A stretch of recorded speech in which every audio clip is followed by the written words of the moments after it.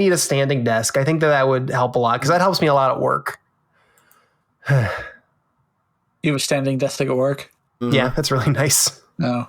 See, I would think if you stand all day at work, then you wouldn't want to stand all the way at home, right? Well, I don't stand all day at work. I alternate, it's probably like 30-70 standing, sitting. Mm. Okay, that makes way more sense. Yeah, no, but then just like...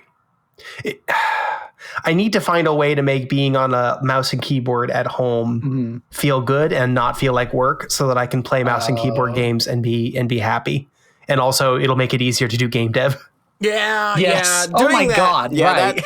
I don't do game dev in bed. I game dev on my tablet. I couldn't do that. Like if I tried the virtual keyboard. If I tried to game dev, where I'm trying to be comfortable, I think that would like fuck up the whole vibe. Like if I tried to like do game programming and shit or any kind of productive thing, like stuff for YouTube or stuff for VTubing and shit, I would hate it. Like that would just ruin the entire vibe. So I keep stuff like that like out of my comfy places. Because I like write in bed and whatnot, and that feels okay. That's fine, yeah. And all the Twine stuff I've done mostly at work. But I've also done a little bit at bed. But when I did that demo for you like a couple weeks ago, I did that at my desk because I was like, yes, this is real game dev. This isn't that text game shit. This is big boy game dev. This is where like you're playing an actual video game and not where you shoot something and not like words.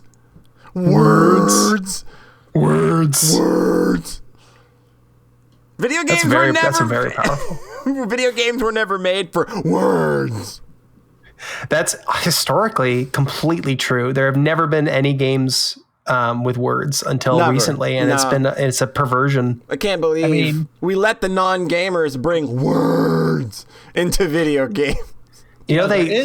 Go ahead, Rhett. There is one game with words and shooting things. Typing of the Dead. Typing of the Dead. Yeah. Okay, that is the only exception. It's the handshake meme. It is the bridge between sides. Yeah. Mm-hmm. Yeah.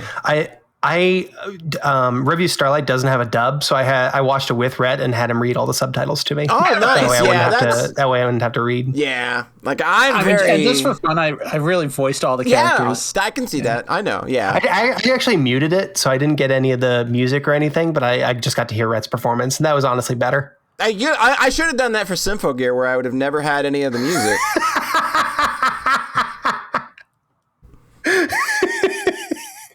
Actually, Rhett, could you sing some Symphogear songs for us? Nope. Why? Zenbu, Zenbu. Sing Chris's character song for me from the last season, please. From the last season? Yeah. Zenbu's the Miku one, right? Zenbu's season 1. Oh, Zenbu season 1. Yeah. What's the name of the guy? It's a really complicated. You know what I'm talking about, Rhett. No, I actually don't. The Miku song in season 2. Oh, God, it's a really weird. It's a really long word that starts with W, and then Shedchongjing. Warpelschnecht. Yeah, yeah, that's the word. Walpurgis Senchongjing. Walpurgis Senchon Shinjuku. Waikyo Shensho. Yeah, this is. Huh. It's like difficult Chinese for us. Yeah, it's not Japanese. Yeah, it's our many years of Weebury are completely ineffective at pronouncing this.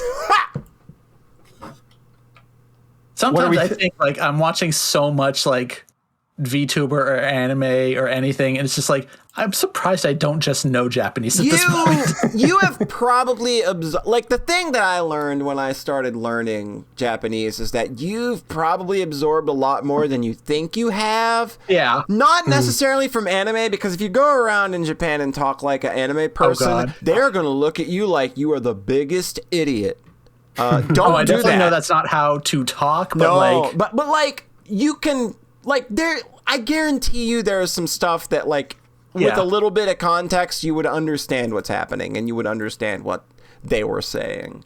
In the last show I was watching, it was like I could definitely tell when the subtitles were like exaggerating what a character actually said, like to give more context. Yeah. It's like, well, I can't think of an example. Japanese is a bit of a dry language too. Yeah. It's very, very brisk, like speaking in Japanese a lot of the time. So a lot of detail gets glossed over. So when you translate that directly, it can sound really dry. So when you localize something, which I do have experience in doing, you need to flower it up a little bit. You need to make it sound appealing, without wrecking the context, of course.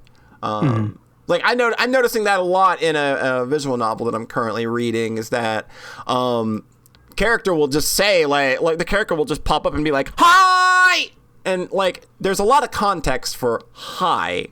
So like under the circumstances, like the subtitle would just be like, "Hey, I'm here," you know. And obviously she's not saying that directly. Yeah, so. That's exactly what I'm talking about, though. We're like, or like Trails of Cold Steel, 6 characters in a row will just say "Reen." Oh God! But then the dialogue is like, "You can do it. I believe in you." And I'm like, well, they're just saying "Reen." Like all these different intonations. Yeah, it's real silly. Yeah, you run into that stuff a lot. Well, hey everybody out there in internet land. Welcome. It's been a while. Welcome to Sockscast episode 153. Want to drop a quick hot notice on everybody up front. Guess you may have noticed by now, of course, though. Your friends at the Sockscast, we are moving from our normal 2-week schedule, an episode every 2 weeks. We're moving to an episode every 3 weeks from now on, which I understand, it's kind of a bummer. That's less shows. It's less of our lovely, dumb opinions that you get to hear over the course of a year. But after having done this for 7 years now, I think we've all kind of come to a point where this kind of feels like it just makes a bit more sense with how we consume media. Whether you feel like actually getting together every couple of weeks to do something that is, I mean, it's performative despite the fact that we're not, putting on characters. That we're very chill. But there's a performative aspect to, getting together every couple of weeks and having to bang out a show. And I know that for me, and I can admit throughout the duration of the show, it's always like that. It's always kind of led me to have a little bit of a contentious and adversarial relationship with some of the media that I've had. And I know that it's negatively affected that because, you get that. It almost feels like homework at a certain point. Like where you go, oh man, I've got that 2 weeks coming up and I've got to finish this. And it's just like, you feel kind of like you're running up against that sometimes. And I know that that's something I'm just putting on myself. And I know that nobody gives a shit. But to me, the way a podcast works is I like to come to a show with my complete thoughts on something. Mm-hmm. So it's not often that I talk about something that's in progress. So having 3 weeks between shows, I feel will probably give us a better chance to do that. And so if you want to blame somebody, blame Rhett. Rhett's the one that brought it up, not me. Yeah. By the way, Rhett's the one that suggested moving. Rhett's the one that suggested moving to 3 weeks, and blame me and Elden Ring being 150 hours long. So when I started thinking about it immediately, it was just all it took was Rhett's suggestion for me to go, Yep. You jumped so quickly. I jumped. Okay. I saw that message and literally first shit my pants, and two was boom. You should have that checked out. I banged out a reply to that thing in under 13 seconds. So it's yep, we need to do this. This is exactly what we need to do to keep this thing fresh for us and to keep and to keep your media from becoming adversarial, because that's not what you want. I don't need any more Celeste / East 9s in my life. I don't need that happening again. That wasn't fun.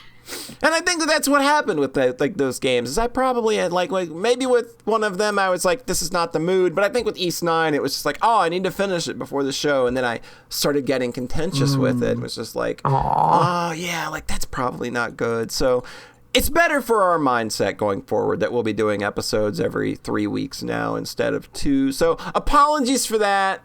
But I think it's going to make better shows going forward. Yeah.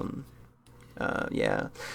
So, to my immediate virtual right, one of these days, he's going to let us know what his favorite Wu-Tang solo album is. It's Rhett. What's a Wu-Tang solo album? So each member of the Wu-Tang Clan have released a solo album at various points in time. Some of them have released multiple. Just like if anybody ever asks, just tell them you either like Liquid Swords or Only Built for Cuban Links. Just tell them that. If anybody ever asks, and I know that somebody's going to at some point, you are going to get grilled real hard about your favorite Wu-Tang Clan solo record, Liquid Swords or Only Built for Cuban Links. I do remember a long time ago, like middle school, someone was like, so what's your favorite Green Day album? And I'm like, what's a Green Day? Oh, God. Aww. They're like, you haven't listened to Dookie? It's the hottest new thing. Dookie's incredible. That is an incredible. Polly's on team with the middle schoolers grilling you. Oh, look, surprise, surprise! I'm on team Dookie. Yeah, like that, like Dookie. Not only is the now best, I know to say you know. Liquid Swords. Yeah, like so when somebody like Rhett, what's your favorite Green Day album? Boulevard of Broken Dreams. That's not an album. I know that's the one I know, Rhett. American Idiot. American Idiot. That's a good album. I think I got you into that album. I think because like you didn't like. I remember like thinking that like this album is very progressive adjacent. And I remember sending it to you back in the day. This was like 2004 or some shit. Like this was years ago. But I remember I remember you not liking Green Day at the time, and I remember just being like, "Trust me, like this is really good." I've been doing that thing where I listen to all my music in order by chronology. Yeah, American Idiot was a while ago. Is the scary thing. Okay, Psychic Heist has got Supreme Clientele. That is also a very good suggestion for favorite Wu-Tang album. If you ever are questing, you can add Supreme Clientele to your arsenal there, Rhett. I think we're going with Liquid Swords. That's a cool name. That's a real cool name, and that's a very cool name. Is the thing. It's a very good album. It implies 2 swords, which makes it extremely powerful. It may be my favorite album. It may be my favorite Wu-Tang solo record. So that's a good choice, I think. Okay. Yeah. To my immediate virtual left, he's dying to get his blood on you. It's John Thayer. Hi. Hey. That's a good intro. I like that one. I figured you'd like that one. Had Foo Fighters on the mind, so I was just like, there's pull a quote out of the ether. We got one. Boom. Doing good, John. Are you ready for a podcast? I'm very ready for the podcast. I had a nice walk. I had a nice chat. I had a long hot bath today and yesterday. Nice. Those will treat you right. I had bad eye strain this morning because I kept playing video games. Oh my God. Last night, like I had that, like I played a visual novel last night that I won't be talking about this episode. I've played it for about 20 hours over the last 3 days. And last night at about midnight, I was closing in on the end of one of the endings. And it's like I felt my eyes just kind of like, oh God, what is this feeling? This hurts. I'm just looking at a screen. Calm down. And yeah, like I know what it's you feel. Pretty rough, huh? It didn't feel great. And I was playing on like my big 50-inch screen TV. So it's just like, okay, I've probably been looking at this way too long. So I took it easy today and I only played like a couple hours. So we're good now. That's been me. It's like, okay, I'm going to take a long walk. I mean, it was the first sunny day all week. It's been miserable all week. So I took advantage. It's still miserable I'm here. Sorry. It's still cold here. Yeah, it's cold. I can't deal with wind blowing in my face. Like, that is a thing. Like, I can typically deal with, like, cold weather, but if the wind is blowing and the cold wind is in my face, it actively just makes me angry. Like, I just start getting really mad. And I can handle cold and I can handle cold wind as long as it's sunny. If it's a clear day, then anything goes. But if it's cold and it's over 20, then anything goes. But if it's dreary out, and if it's like, it was like rainy all week. It was like swamped all week. Ugh. We had a pretty good week. Like we had like 60s and 70s all week. And then Saturday comes and it's 40 degrees now. Like 40 what are degrees you is doing? pretty. 40 degrees is pretty all right. I'll take 40. I would take 40 degrees today. It was like 30 degrees today, and I was like, it did not get above 40 during the day, and it was like 22 at night. Jeez. it was 30 today with sunny weather, and I was like, great day for a walk. I thought it was going to be a good day for a walk, and then I walked outside, and then the wind was like, no, fuck it. I'm going back inside because the wind has already made me angry. Yeah, I get you. Just gotta take the W's where you can get them. Yeah, look, we're almost there. We got another couple of weeks, I imagine, for shitty weather to come rolling in, and then after that, we're good. We're gonna cruise full into the spring, as they call it. Full spring. Yeah, that's basically what just fucking happened to me this week. Yep. God. All right. So but aside from that, doing pretty well. Doing good. That's good to hear. John, you're not going to get us started. Red is. Okay. Boom. See that? See what I did there? I swerved you motherfuckers so hard. Everybody collectively sighed when I said John. And then I threw it over to Rhett, and then you heard that. I'm very excited for some John segments this time. And then you heard that one sound effect of children going yay as soon as I said Rhett. They go, John. Aw. Just kidding, Rhett. It's Rhett. Man, even Radiohead used that fucking sample in a song. Really? Yeah, they used it in 13 Step. 15 Step. 13? 15? Wait. Is it 15 I Step? think it's 15. 15 Step. Yeah, they used it. Yeah. They used the yay. Oh, okay. I'm thinking of a different sample. The one from Diddy Kong's No. Racing. That's it. Yeah, I know exactly what you mean now. Yeah. Rhett, get us started.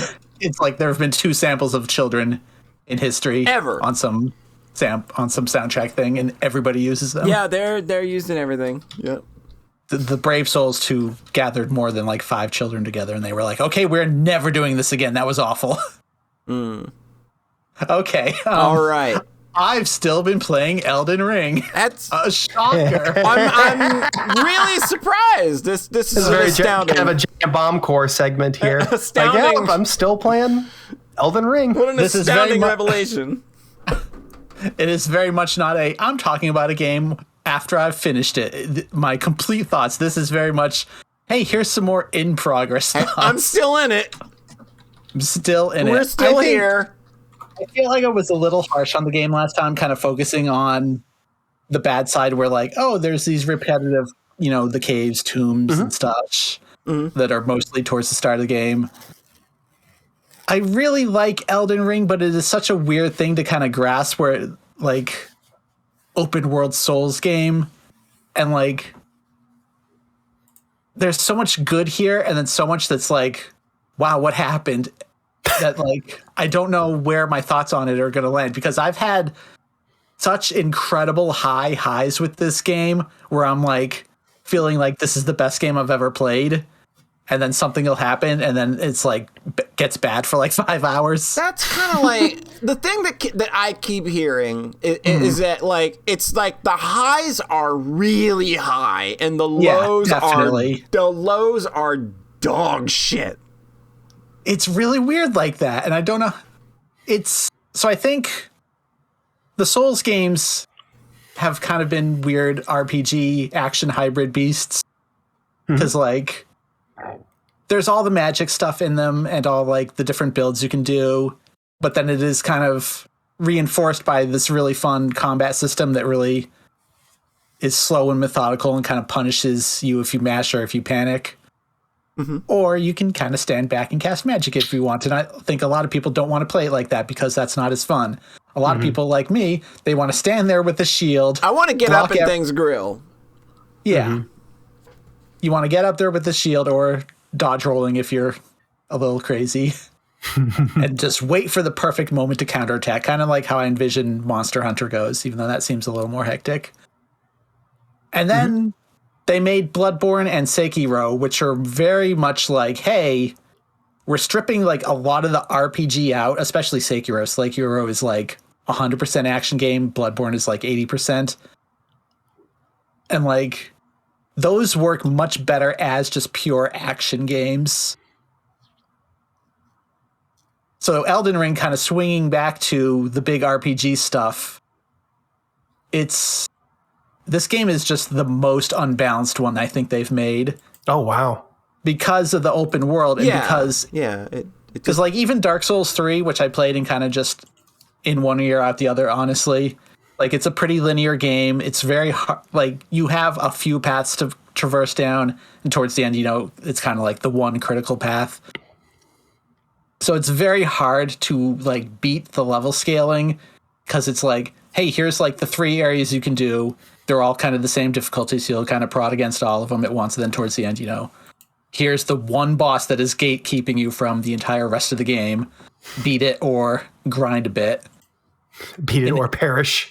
Basically, and like I really banged my head against some of those bosses towards the end of that game where like my only 2 styles were shield and sword or two-handing the sword. Like if you are just so strong I need to two-hand the sword and learn how to roll, I'll do it. Like it was very much a brute force kind of playthrough. Mm-hmm. But the thing about Elden Ring is because you have so much big open world and so much small side content, it's just very, very easy to get out-leveled and then come to content that feels like the main path and just annihilate it. And that just doesn't feel great. Yeah. Like I was going through the end of the 4th area, which was by far my favorite. I'll maybe double back to that later.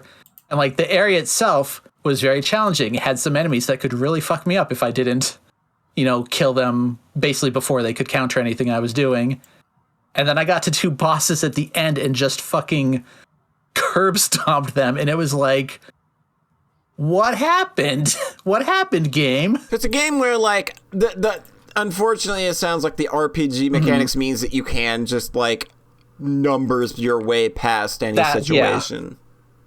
And I know there's a big difficulty spike coming up, which I think was them kind of reacting to how out of control some of the numbers get. Mm-hmm. Like at this point, I'm like level 110.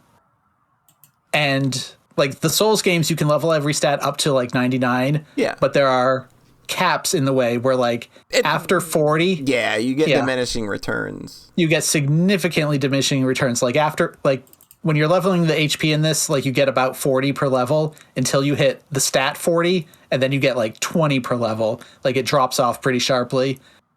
So there's all these, soft caps and then hard caps. So the problem is that, like at a level 110, I'm at basically the soft cap for vitality. I'm at the soft cap for stamina.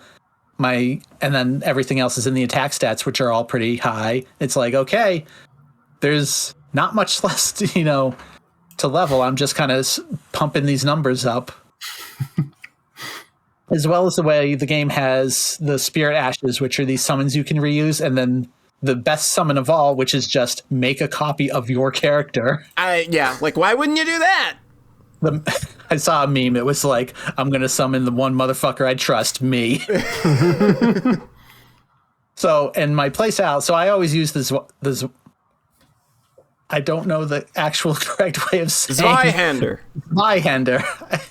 I still want to say it the dumb, purposely incorrect way. Zweihander. But now I found another ultra great sword I like, and then by accident was like, oh, I can put the Zweihander in the offhand and two-hand these bitches and just fucking ultra great sword in both hand, jump attack, slam, do a shitload of damage. So I have the Mimic doing that as well. It's just out of control. That's sick.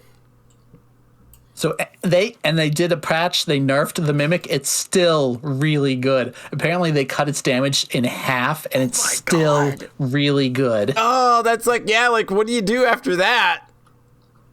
You just got to make it completely ineffective after, that's the only thing you can do after this.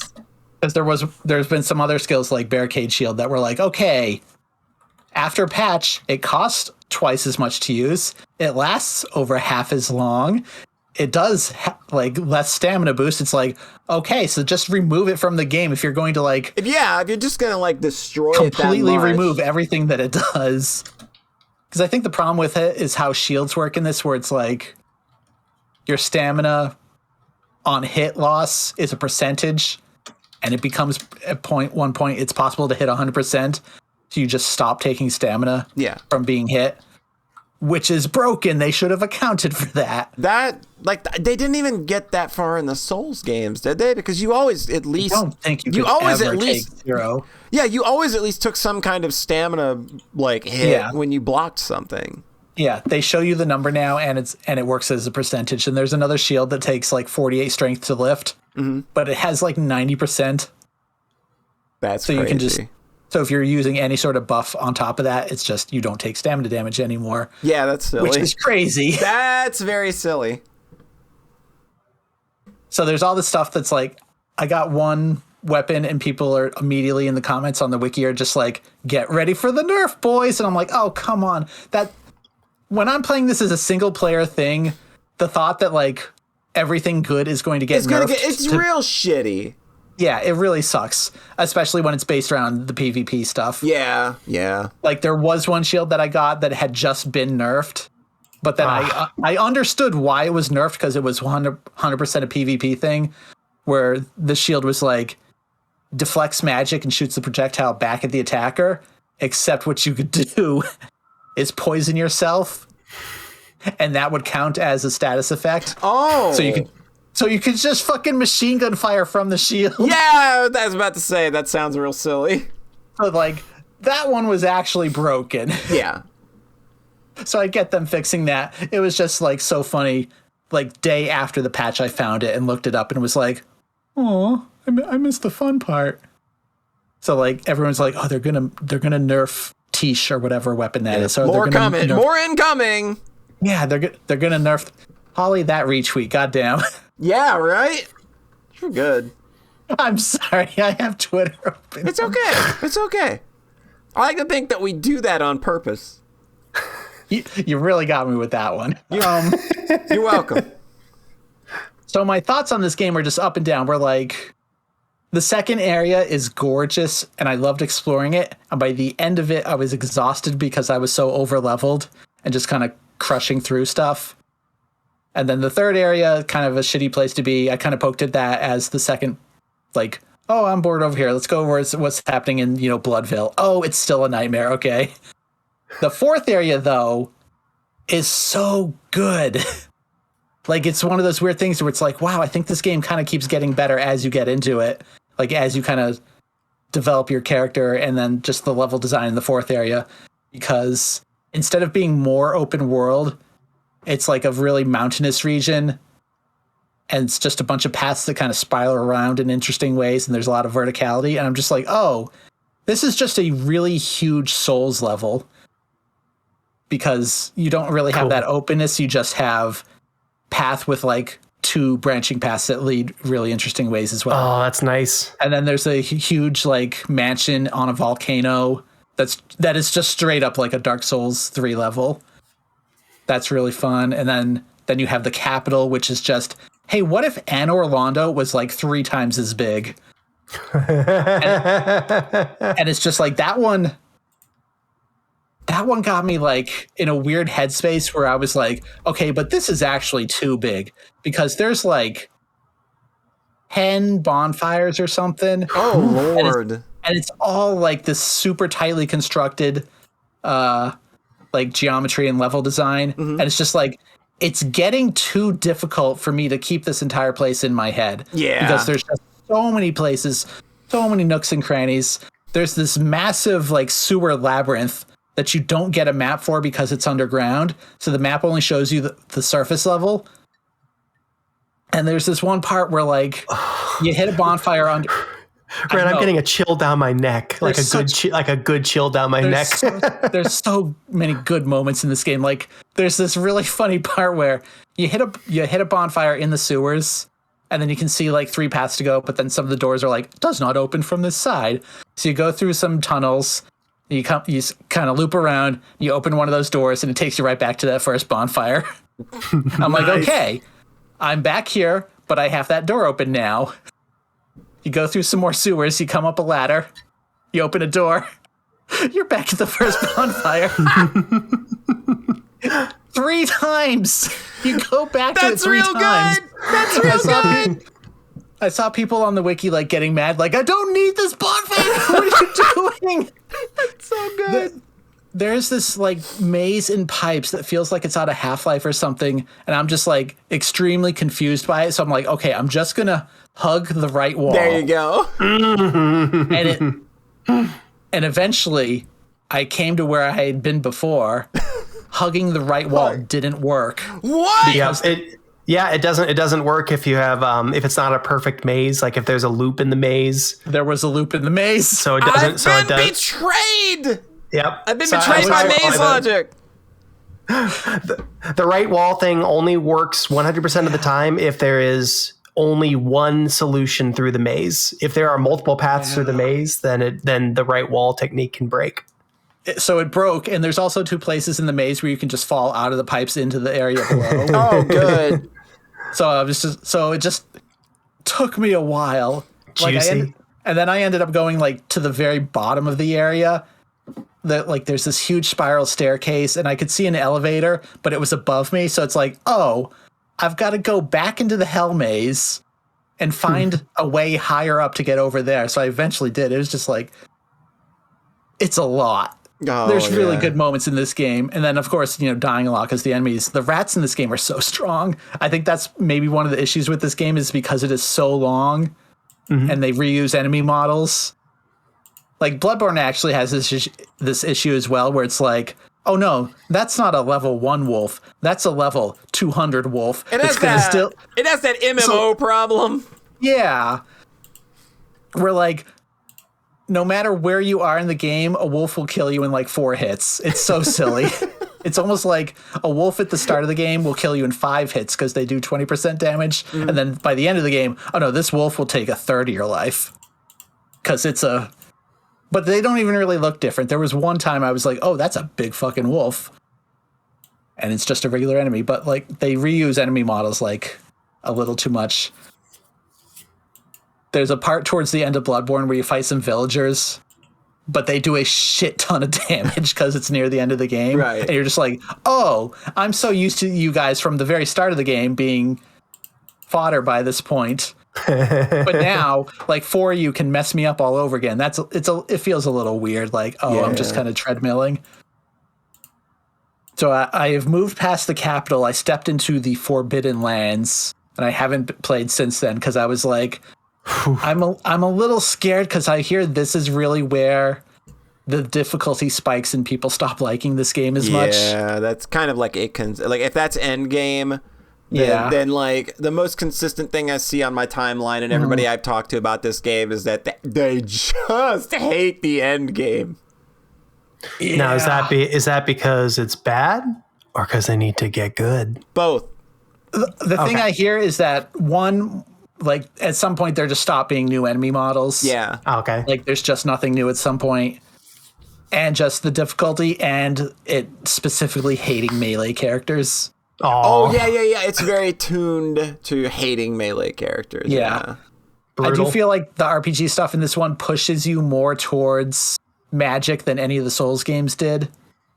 Mm-hmm. Like, that's another thing that I kind of don't like is upgrading your weapon is so important, and it's still a pain in the ass. Like, regular weapons go to plus 25 now. Ooh. I think my Zweihander is plus 22. And I can't find any more of the higher materials because, I do have a bit of the game left. But special weapons, like the Twinkling Titanite equivalent, those only go to plus 10. Those are easier to upgrade. Yeah. So it's weird because they were definitely the harder to upgrade in Dark Souls. Oh, yeah. There's like way more of that material equivalent in this. And you find so many weapons so often in the game where it's just like, is this going to be good? Am I going to waste materials that are kind of rare to upgrade it? That's the thing that I've always kind of not liked about the Souls games. That like once you commit to a weapon, you're kind of boned because you can't really change out of it because there's usually a pretty finite. The Titanite is usually a pretty finite resource, and I think that's something that really just always kind of bugged me about those games, that like you're making a hard commit and then like in Dark Souls they really want you to make that commitment early on because like once you get to Sen's Fortress the game stops fucking around.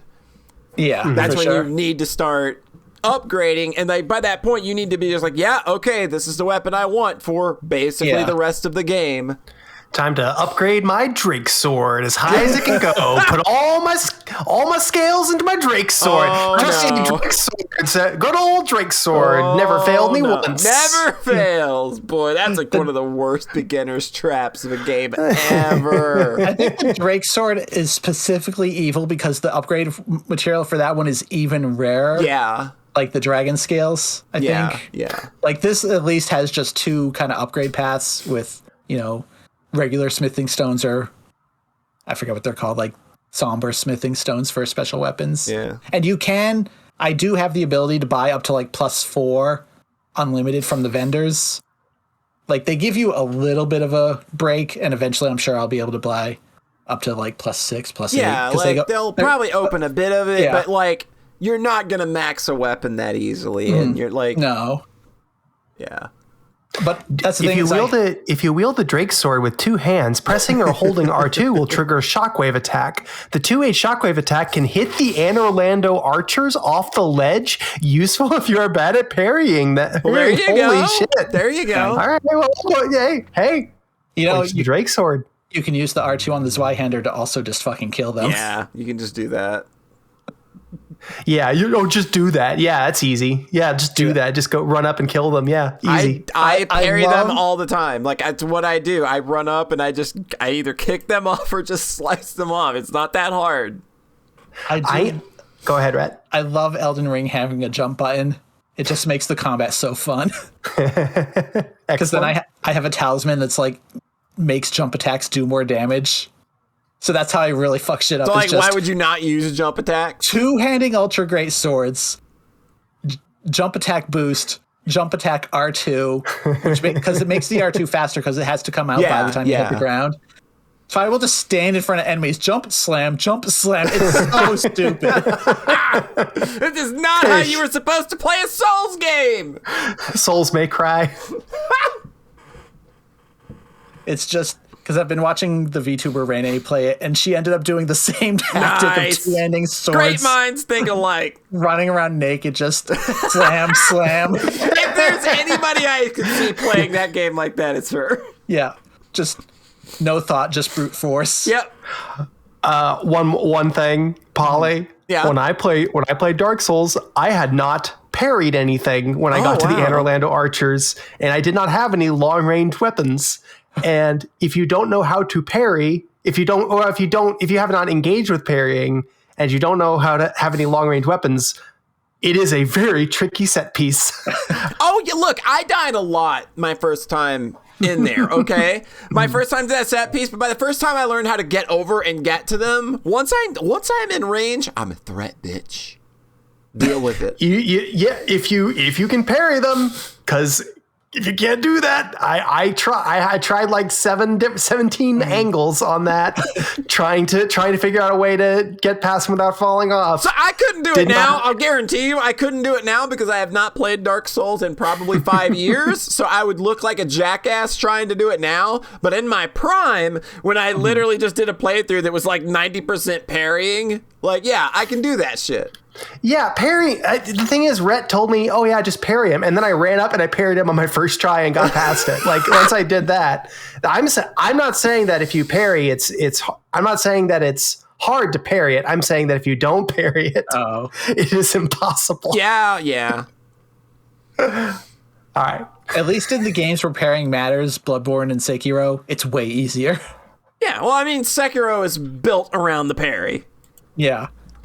The problem with the parries in that game is the game is like, okay, now do 9 in a row with Yeah. That game's not for me. Parrying, Bloodborne parrying is really forgiving with the guns. Oh yeah, it's so wide. Like even the little a gun to parry. Yeah, the little bit that I got to play of Bloodborne, like the parry window was so big. Yeah, and since it's a gun, you don't actually have to be right in the grill. Yeah, it feels real good. Yeah, so like those two, even though I don't really like Sekiro that much, those are the action ones, and Elden Ring is like by far the most RPG of them because it's such a that's so interesting game, so. That's so interesting that they kind of doubled back that way. I like it. I like that they keep doing different styles there.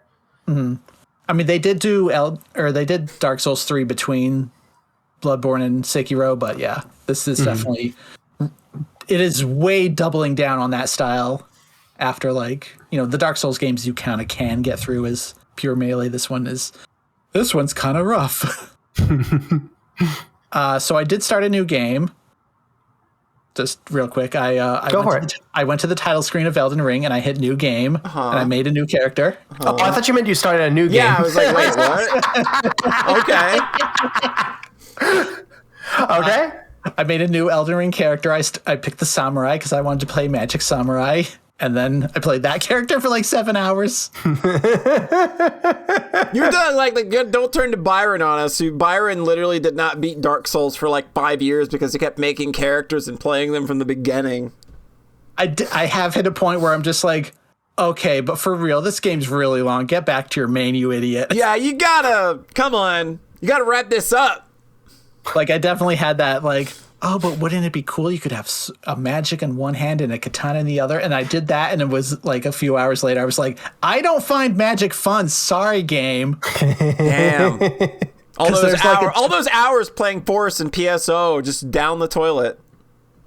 I think magic in those games is way more fun. The problem is, like, Elden Ring, there's a ton of spells. Like, they've really worked to improve the magic systems for late game. And people are just like, yeah, the level 1 magic missile is like the best one in the game because it's just real, just like damage and speed and like just it's really good in every stat. So you don't ever really have to use anything else because it's cheap, it's effective, it hits pretty hard, it can kill anything. It can attack the darkness. Yeah. It makes numbers happen. It's good. So then I'm just running around like sniping stuff from a distance, and I'm just like, oh well, I guess this is one way you could play it if you're. This is one way you could spend 100 hours. Yeah, especially so the grass seemed greener on the other side of the double jumping horse. I gave up. Like, I was gonna do a magic playthrough in Dark Souls 2 back when that game was out, and I was like, Jesus Christ, this is so boring.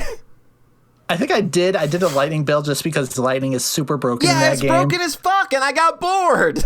Yeah.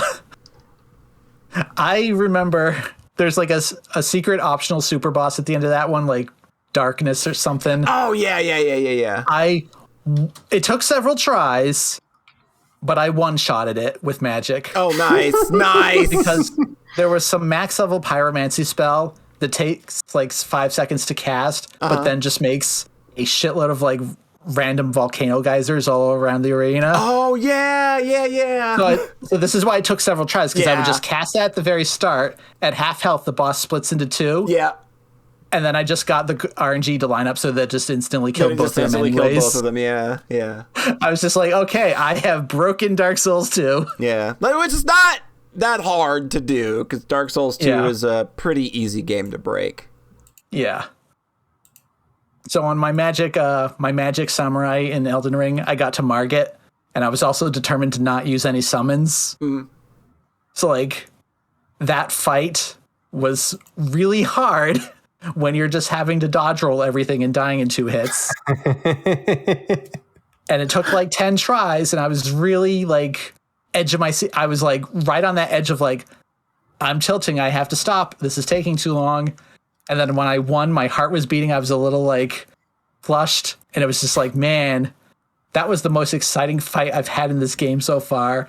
And that's kind of like why I want to make the alt, because I wasn't getting quite that satisfaction from the main game. Ooh, that's not the main game, but like my main character. Yeah, your main character. Yeah, that's kind of rough though. That because the main character, you summon the mimic, and you win. And you win. Yeah, you summon the mimic, you jump attack like an idiot a lot, and then yeah.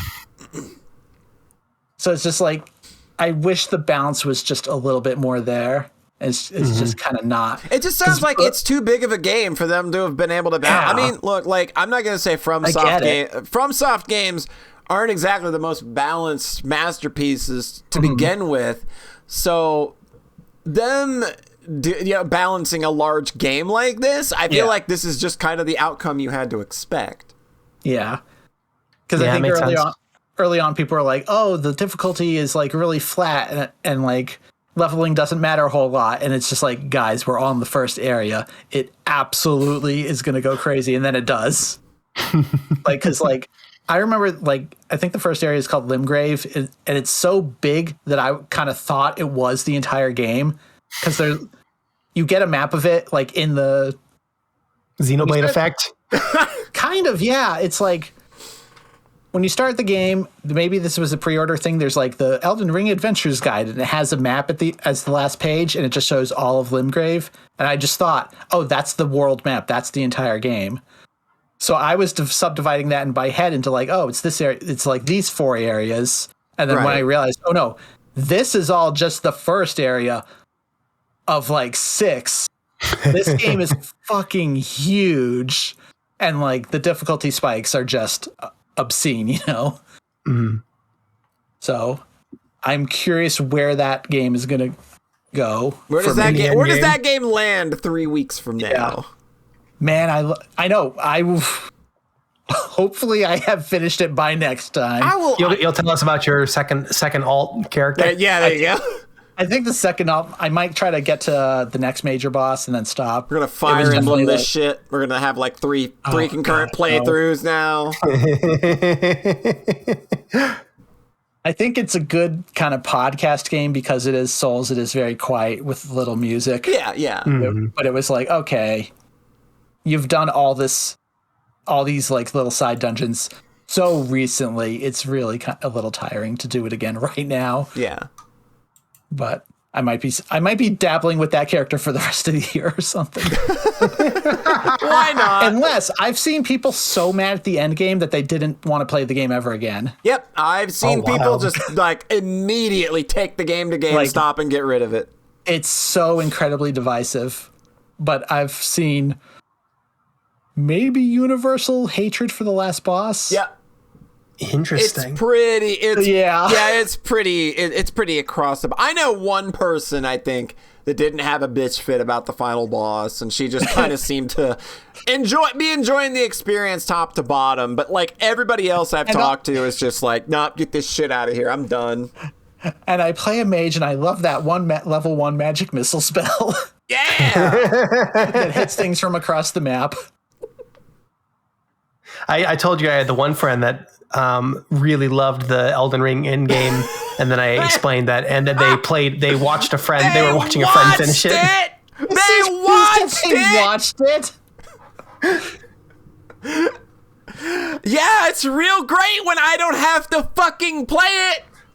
I compared it to Bloodborne's end game being really strong, but I don't have any frame of reference for that.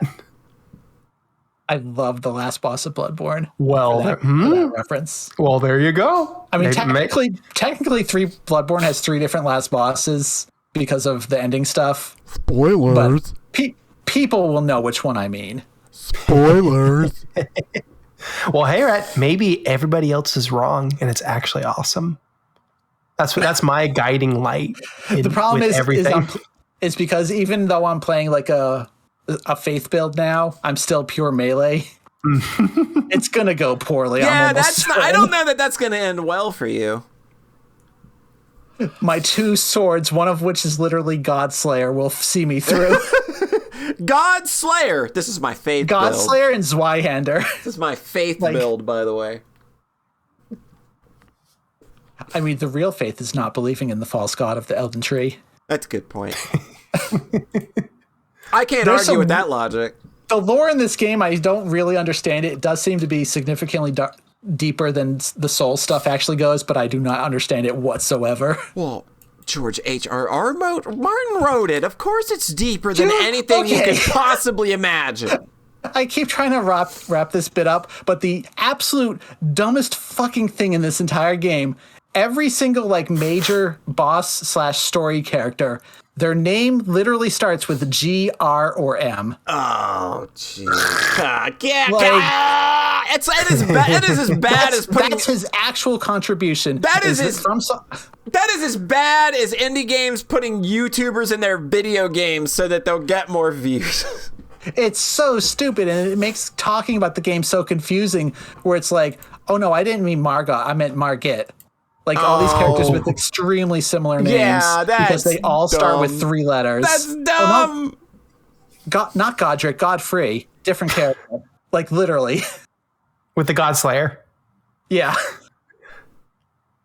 That's dumb. So it's very funny. G, R, or M names. That's all they ever name a character in the lore.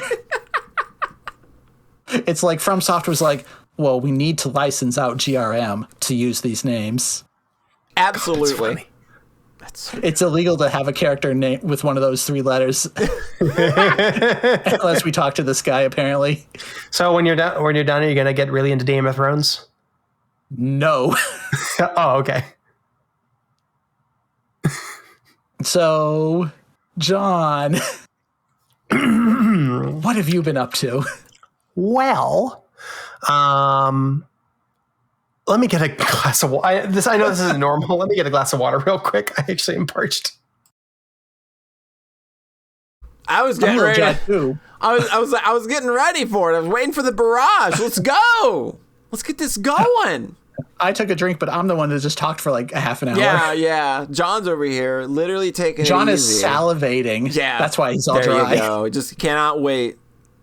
It's the episode that he's been waiting for. Finally, our promised day. Finally, the promised day. An episode that he can be proud of recording.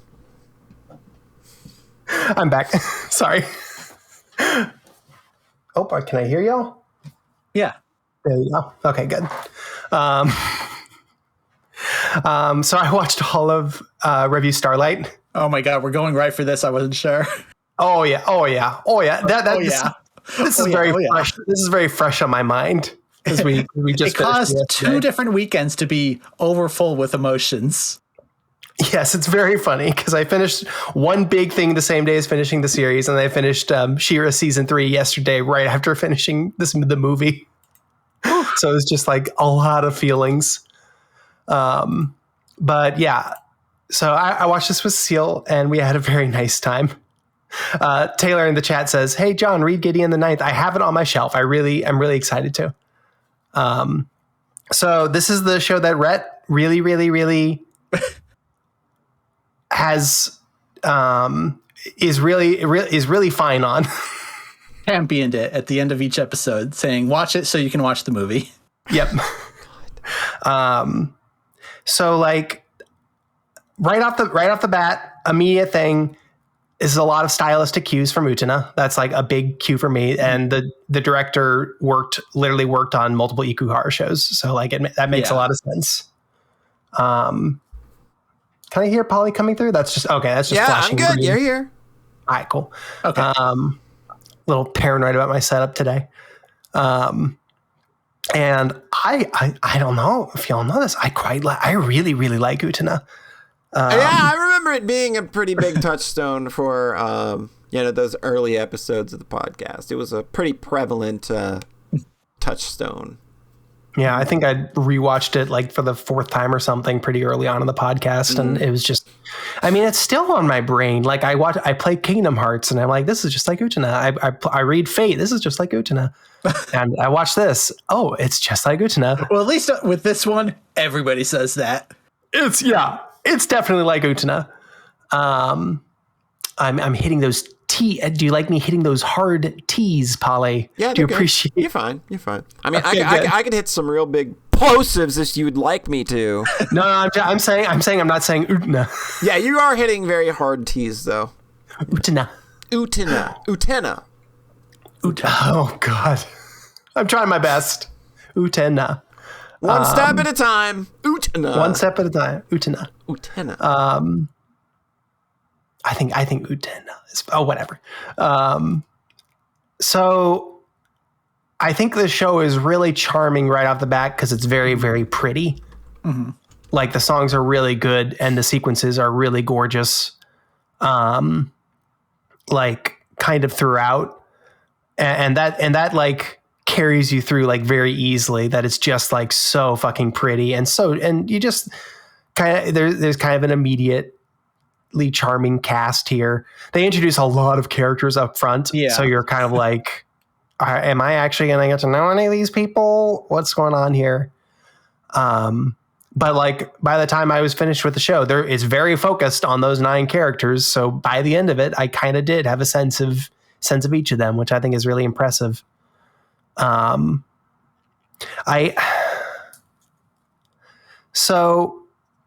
guess I kind of want to just talk about the arc as a whole. Cause like Rhett, you talked about like not being sure if you were really buying into like not really being sure on this until like the last half of the movie. Yeah. Rhett, well, I feel like I bought in. I didn't fully buy in until the last 10 minutes of the movie. Oh my God.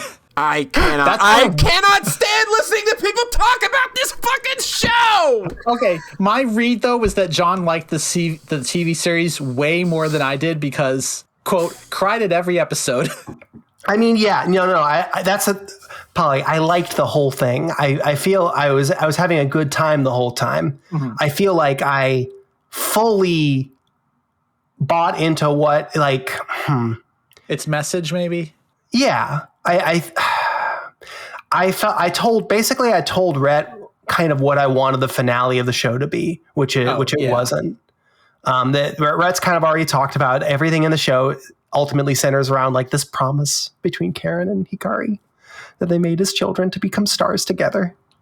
And I had an idea of kind of how I wanted things to play out in the finale. And then the show ultimately goes in a much sweeter, kind of sappier direction with it. Yeah. It's very gentle and nice. And honestly, like, I think my takeaway from the show was just kind of like, this was how I felt for the first half of the show for sure, was like, there are no stakes here. Like, this is this is a this is a show that is about dramatic gay theater kids. Yeah. And their feelings. And it is playing out those feelings as intensely as possible on the screen. And that there's a disconnect there that's kind of funny. Where it's like, it's all like very small. It feels like small problems of just like, I'm having an argument with my friend, like just like very small scale, intimate relationship things that aren't even like big catastrophic, like big conflicts. It's just like where one person is like doing something really awful. It's just more like, I feel like I've been giving more of myself in this relationship and you take me for granted. And we're going to sing a giant song and dance conflict about that. And then fight with swords and like a giant scythe. And fight with swords and a giant scythe while the most over the top music plays possible. And it's the most theatrical. And I think in a way that's kind of fantastic. I think a show like Utena for like Utena ultimately like is pretty fucking high stakes. There's a really, really, really awful villain in that show who's a really awful person in a very grounded and horrifying way. And there's no villain in Review Starlight. Like it is all just these kids working out their tiny interpersonal squabbles together, which is kind of fantastic, I think. But it also kind of, I think that was a distance I had with the whole show. It was just like kind of struggling to buy in because it felt so slight. Does that make sense? Yeah. I think that's why a lot of people want to project a villain onto a couple characters. Yeah, when they're just not. They're just other kids. Yeah. At this school. Like even I did that where I was like, oh, they're the mastermind. Thank you. Now I have a villain to root against. Yeah, and like that's not really accurate. No, there's never really a big conflict like that. Yeah, the conflict is just they're competing to be, the top star. Like, it's like ranking in the high school. It's like, oh, I'm the best singer and dancer, so I get the lead role. Like, that's the conflict. Yeah, and working in show business is extremely cutthroat. Is extremely cutthroat. So you feel that like there is a lot of pressure on these kids. I feel like the ending of the series is very romantic, and it's about fulfilling this promise. Mm-hmm. And that hit me a little bit odd because I was kind of just like I kind of wanted Karen to build more of like her own personhood outside of this relationship. And so I watched the show, and it was I literally thought that was the direction they were going when she started translating the book herself. Like, I'm getting back in touch, not with this other person, but with what compelled me about this story in the first place. And I'm going to build my own thing about that. But then it's ultimately still extremely about Hikari. And then that's what the movie is. It's everybody. Yep. It's fucking everybody just like figuring out like, I have to be my own person, and I'm growing and changing, and my relationships are going to grow and have to grow and change with that. And that's hard. And like all like you said, like the back half of the movie is just like one after the other, big song, 8-10 minute song set pieces where everybody are playing out their feelings in the most dramatic theater kid way possible. The Juna Nana one is just, I mean, all of them really, but especially like the last three, and Juna Nana is my favorite, is so over the top. I think Claudia Nintendo really stuck out to me. I realized that one is probably actually more over the top insane. Sell me your soul. I am a phoenix reborn. Just these fucking every bit of it. I was just like, these fucking theater kids. It's so dramatic and fun. This movie loves the theater. Like this thing. This movie made me like theater. Yeah, which wasn't necessarily. I am a vessel for God. Points out Cecile. You're not a vessel for God. You're just a person. And that's why I think you're cute. I'm always cute. Her vessel being like this giant stone bird that is the perfect actor that reflects none of herself in the character. This is all gibberish nonsense to everybody else, but it's so funny. I realized thinking about coming into this, like, we can just say whatever we want spoiler-wise. It makes no sense. It literally makes... Hey, there's a Mad Max sequence towards the end. Somebody... Fuck. What's the samurai suicide thing called again? Seppuku. There's that. All of the memes of this are Nana telling people to kill themselves. Yeah. Fucking Nana, she's so good in this. The train murders, and then that's prop blood. That one got me. Yep. When they start bleeding. Yep. Karen, I guess, we don't really need to worry too much about spoilers here. Karen is like, I can't be with Hikari, then I shall literally die. That is how I am processing this. I have died. I am dead on the ground without Hikari. I am nothing. But wait. Fuck. I think I'm liking this more and more that we're talking about this, Rhett. Now just imagine how good my second watch hit. Yep, I get like when you come to it knowing what to expect and how hard it's going to hit, and it's just I guess I made this joke to Sari while she was watching the movie, where I said like, it's like they had all the good parts that they forgot to put in the show, and they made a movie out of them. And then they only put them in the back half for the most part. The thing is, like, all of that stuff with Hikari and Karen as kids. Yeah, it's really important. It's really important. It should have been the show. It wasn't. That's what's kind of the funniest thing to me is like the show doesn't hammer in the promise stuff as much, or the movie doesn't hammer the promise stuff as much as the movie does. Mm-hmm. But the movie still shows the reality of her living as a kid with this promise that she made and going through like 11 years of pining. It's really good. And it's so awful and painful. Yeah, it makes it really real. I feel like the show leaves you so adrift in the world of metaphor, and it doesn't give you enough scraps of reality to kind of ground it. And then the movie is like just enough of that to make it all hit just the way it needs to. Because like you get the stuff with Karen and Hikari as kids, and then you get that pitch perfect credit sequence. Like the credit sequence was like 30% of me loving the entire series.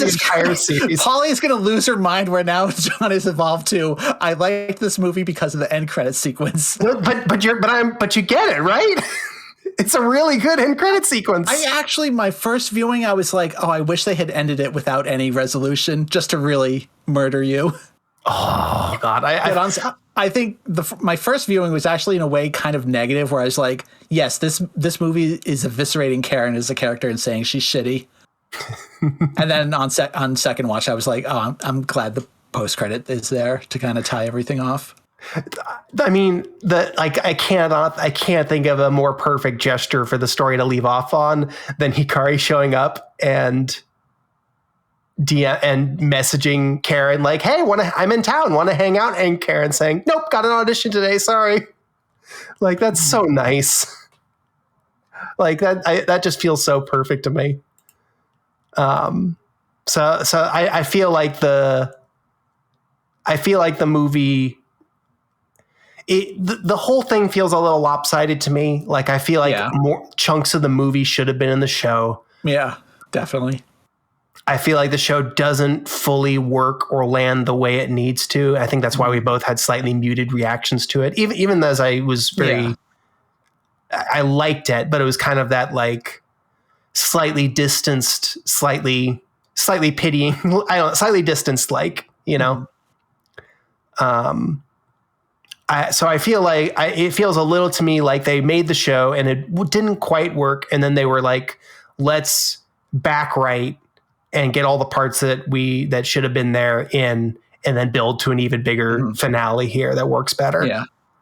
I just think the TV series just didn't have the budget they needed for a lot of the bigger stuff. And then, you know, being confined to like 22-minute episodes really paces out how things are going to go, especially when it's like, okay, we want one review per episode. So this episode is about these characters. This episode is about these characters. Like it really kind of structures things in a way that didn't work for that story. Because then the movie just goes, hey, let's do 5 in a row. Let's just fucking bombard you. And then they're just putting everything into pieces for that first hour, and then just boom, boom, boom. Because you still have that whole series of build up, and that still makes a lot of that stuff land better. Yeah. So I feel like that's kind of my takeaway is like the structure. All the stuff I want is there. It's just ordered strangely and doesn't not put together in quite the way it probably should be. Yeah. So I feel very positive about it overall. I wouldn't.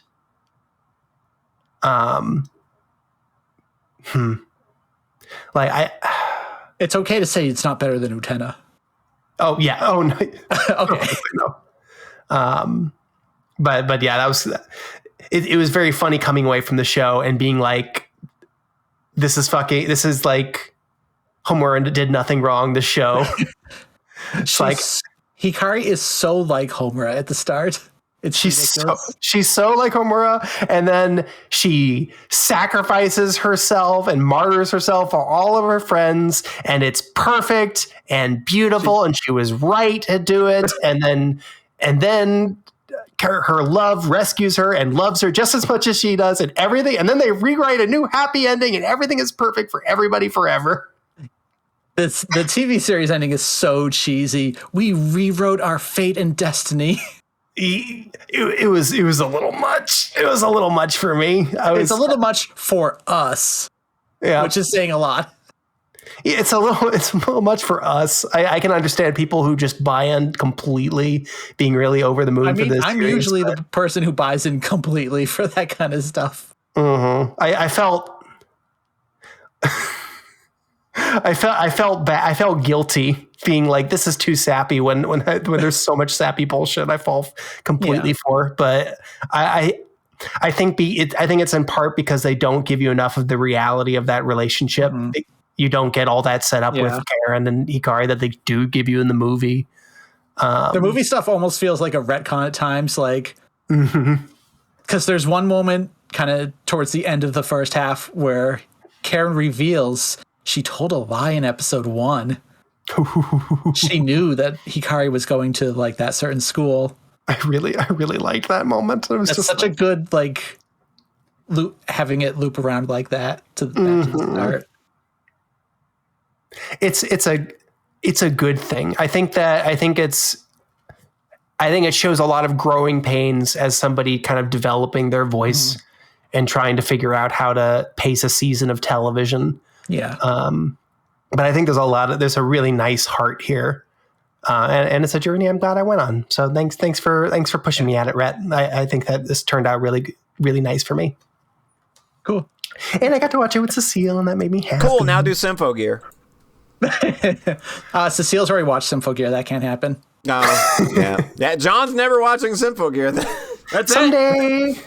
I'm trying to get back into anime, basically. Like I've watched, I'm looking at my list, I've watched 6 seasons of television since the start of the year. That's huge for me. All of them are cartoons. That's pretty good. This was certainly the choice for getting back into anime. I watched 2 very silly comedies before that. I watched Komi Can't Communicate and Tanaka-kun is Always Listless. So like that was like the thing. And then I was like, all right. John needed some kind of palate cleanser after we watched Raging Bull. God, that was actually after those ones. Oh no, we finished Review Starlight. I finished Review Starlight right after Raging Bull, which was probably good. Yeah. So, that movie, hey Paulie, that movie's a lot. That movie's real grimy. Woo! You come out of that movie and you feel like you're kind of wearing a layer of grease afterward. You need to go wash off. You can feel the sweat on you. Yeah. The sweat and just blood and filth. It's just, woof. It's rough. Yeah, just like Review Starlight. Yeah, they're really similar, really. I mean, you could even say that Review Starlight was basically inspired by Raging Bull. It's basically Raging Bull. It basically is. When Rhett said like the last 10 minutes of the last hour of the movie was like when this whole series started working for him, I was like, is that when it's gonna start having stakes? And then I got there and the answer was no. It's still little tiny interpersonal dramas. But that's why it's so good. But the movie makes it work. And I'm like, oh shit. All right. Yeah. I think I'm such an asshole. I'm sorry. They go so big with these personal relationship stakes that to me it still has huge dramatic implications. I mean, because that shit is the most important thing in the world in real life. That shit is extremely high stakes and important in real life. Yeah. And normally when you explore the way you explore that stuff in fiction is to be like very subdued and classy about it. And then the subtext kind of spills up and it makes it feel, then you kind of are like, oh, this is so important and meaningful. Like Raging Bull. Like Raging Bull is very much, this is one guy having his life fall apart because he's such a shithead, and you just watch that play out, and the stakes are just he is hurting himself and the people around him, and it sucks. Yep. Versus Review Starlight goes so big and anime for all of it, all the time.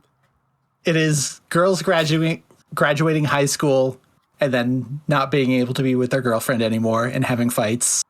Yep. And then they do that through elaborate musical set pieces with swords and singing and drama and a lot of grief and anguish. Yeah, it's not that there's no stakes. It's not that there's no emotional core to it. It's just that it's sort of a small story played out in the way that it feels, and that rules. Small story house. small story house. So I want to talk about Raven Starlight more. Just give me this one. No, go for it. So on the last podcast when you were like, in the last podcast when you were like, oh, so did the Ikuhara-ness just click for you an hour into the movie? And I'm just thinking, no, it just becomes a musical at that point, and that's when it gets good.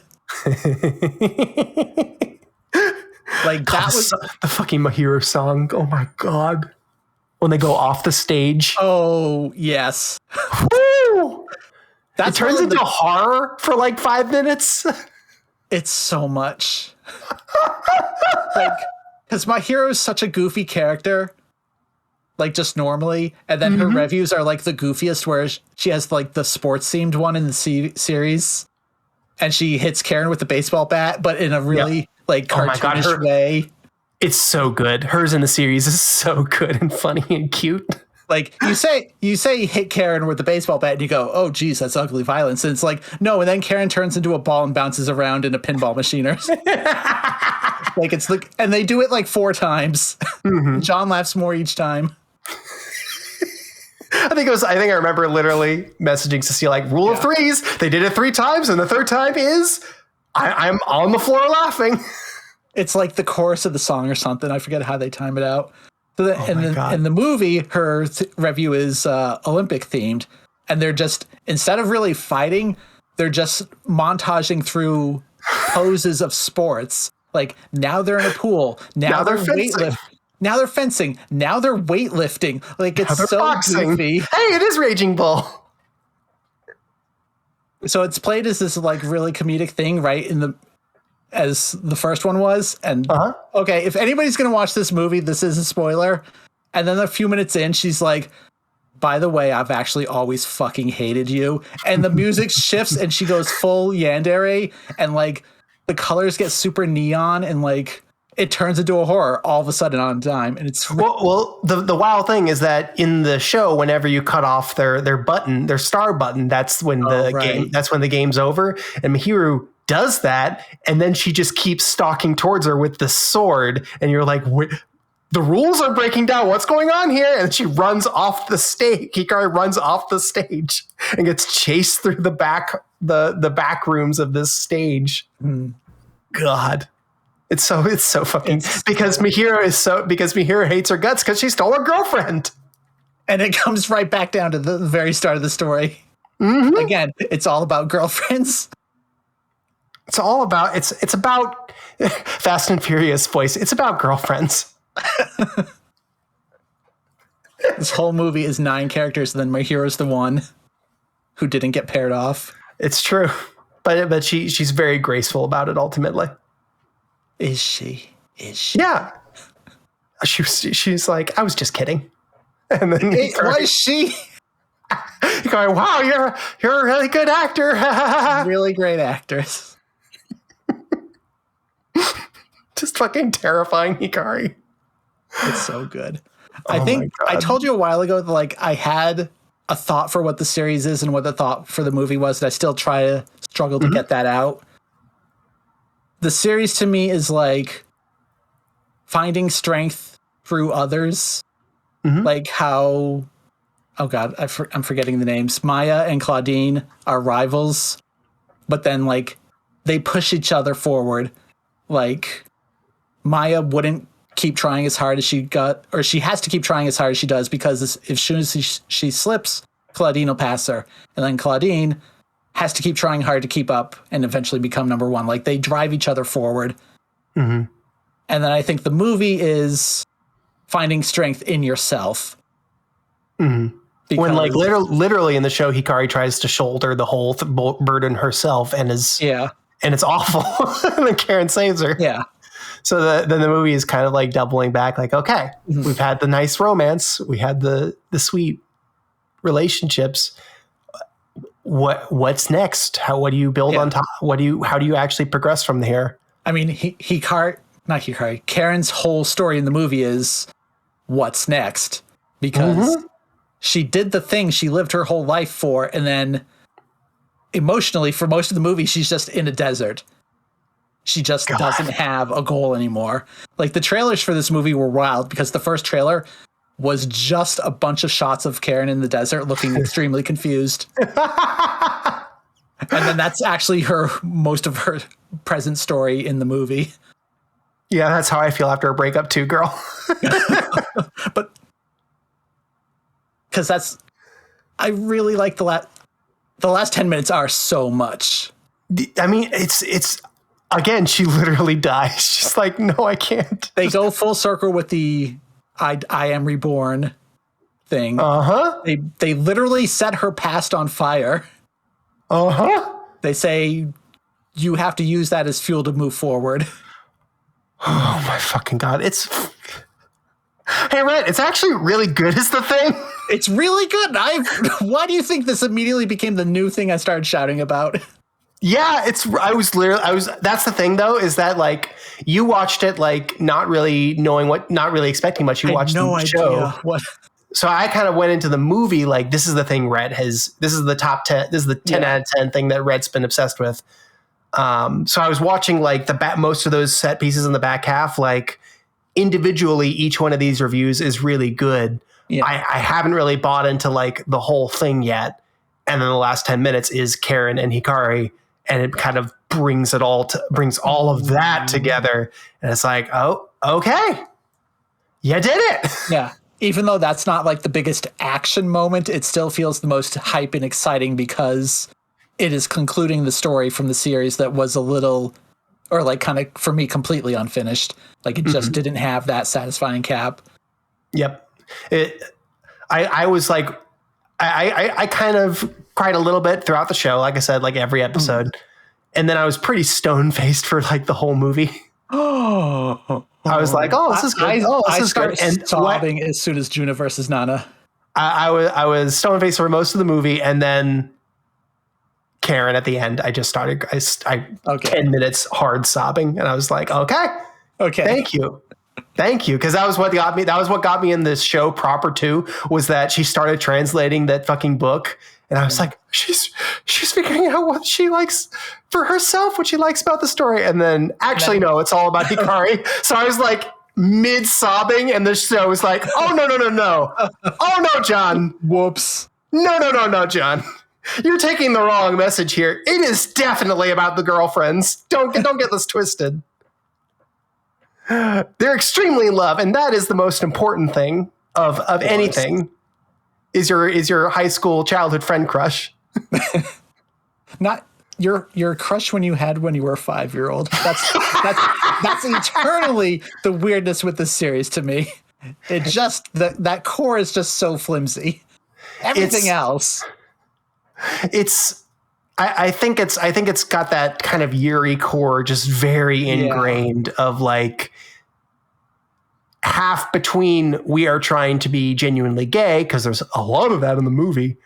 Oh my God, all of the Futaba on top of Karako at the end, and the flowers holding the knife, like, whew. It's extremely hot is the thing. Yeah. You feel that tension. There's so many poses in this movie of like character on top of other character. There's a lot of those, yeah. But then it's also that kind of Yuri core of like, these are such strong relationships. The strong relationships girls form when they're still innocent and young. Isn't it beautiful? Isn't it the most beautiful thing? Before they're despoiled by the cruel world, the cruelties of the world. I feel like that gaze is sort of embodied by the giraffe. The giraffe is the audience. Definitely. Yeah, explicitly. I don't know. I didn't know what to make of the giraffe immolating. There's a lot of imagery in this movie that I'm just like, okay, like now the giraffe is made of vegetables and then sets on fire. I'm fuel. Look, that's the kind of thing you watch it multiple times and you kind of like you arrive at something that feels right to you at some point. You arrive at something, your own personal interpretation, because who knows? Like, there's a shot in this movie of like all the characters dead on the ground with their weapons lying next to them. And I saw somebody say like, oh, they're like action figures. And I'm like, I don't really see it, but I kind of get it. And so maybe the movie is about like how characters get packaged up and commodified after the series ends. And like, which again, for Revue Starlight, which has a gacha literally game. happened. Yeah. I mean, merchandise in general. There's a layer. Fuck, there's a lot to talk about with these movies, with this story. No, you said this is a meaty one. I'm sorry. Yeah, not a problem. No, this is my own, I only have one other thing, and we'll do that in the next segment. They literally like look towards the audience and are like, "This is what they want." Like, there's absolutely a meta layer here, and I mean, we're talking so much about it. The meta layers, them saying this is the end of Revue Starlight. They straight up, there's a line something like that. They say Revue Starlight. I love the first. I loved learning this. Annihilation. It's kind of like used typically to mean like, you know, everything being destroyed. It literally means rebirth. It literally means like. Oh wait, really? Yeah, annihilation literally means like being reborn. Originally, like the meaning is kind of warped a little bit, but it definitely That's a can. little too on the nose. So the first one is Review of Annihilation, and it's not a killing everybody. And then all looking at their own corpses. God, I hope I didn't sound mean when I was like, high school girls' feelings don't matter. This is a low stakes story. I mean, it is not a Simple Gears literally saved the world for 5 seasons in a row. Like, yeah, I don't mean that stuff doesn't matter. I mean that the dissonance between the stakes of the feelings and the presentation is so tremendous in Revue Starlight. That I think it put a little bit of a wall up for me that was kind of solidified by the series having that really sappy ending. And then the movie was just kind of like, okay, let's get into kind of the complicated feelings here. And by the end of it, I was like, fuck. All right. Whew. Any other kind of. My last thought is. Yeah, go for it. One thing I saw is how. What happens to Hikari not Hikari, why do I always say her? What happens to Karen at the end is both like destruction of her as an anime protagonist that was kind of boring and like her moving on from the promise.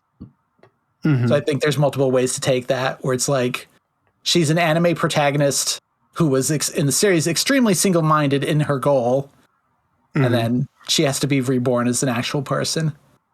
And I think that's nice. It's very nice. It's hard to word, really. No. I think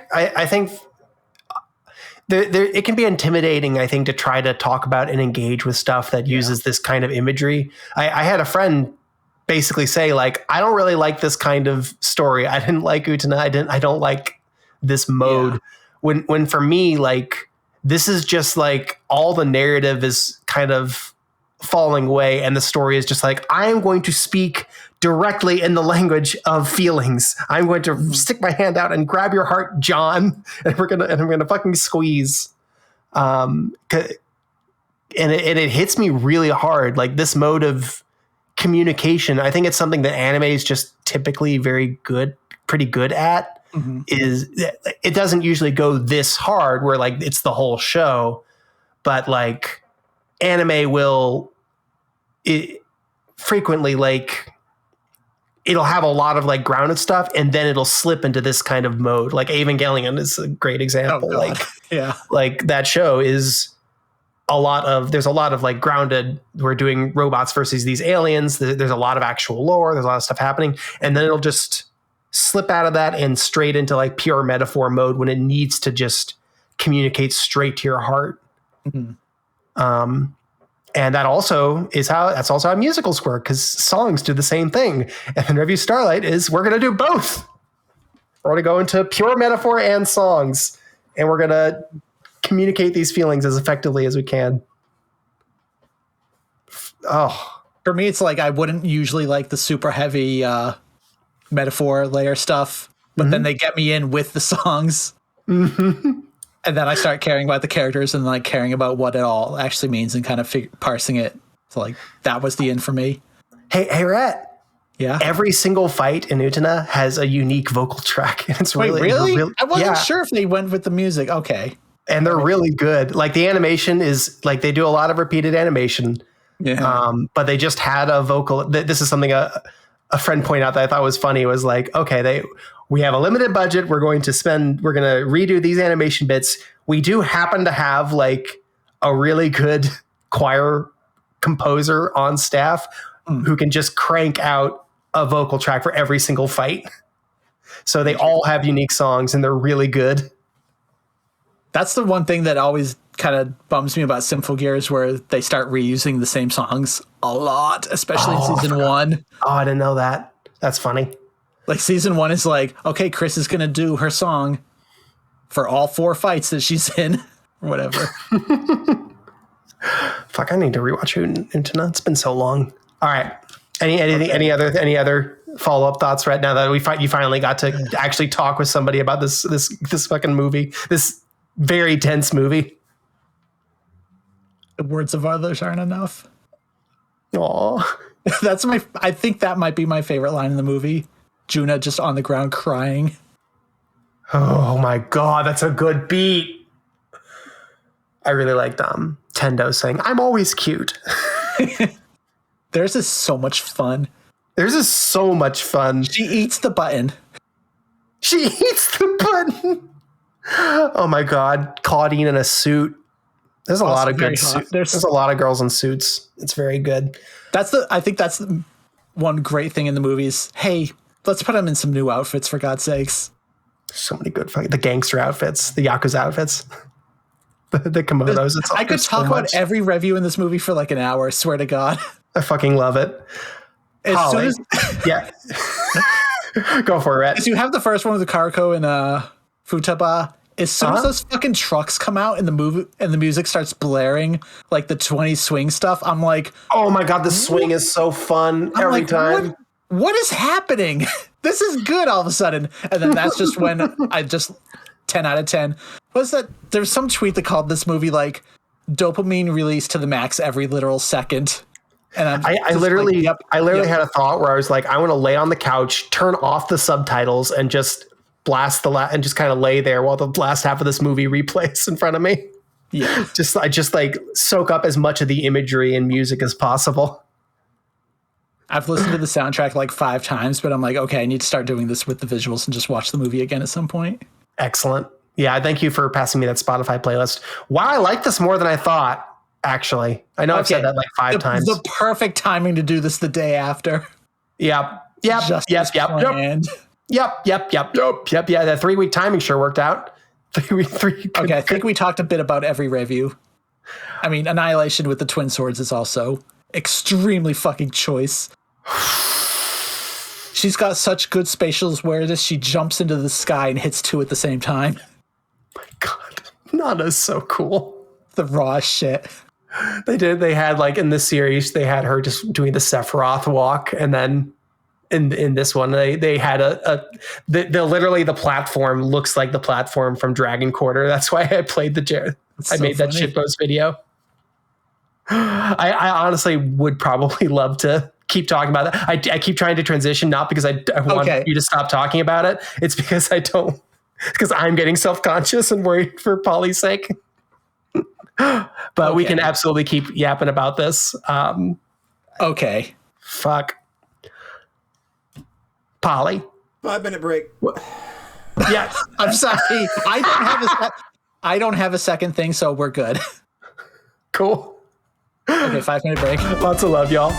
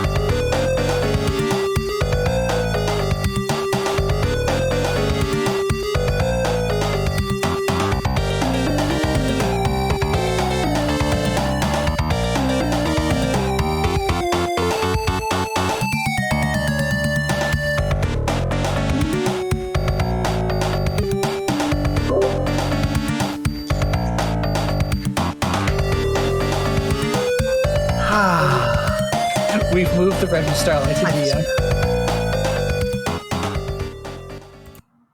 Do what? We started DMing each other about Raven Starlight immediately. Do you two need a moment? No, we're good. Do I need to just give you all a moment?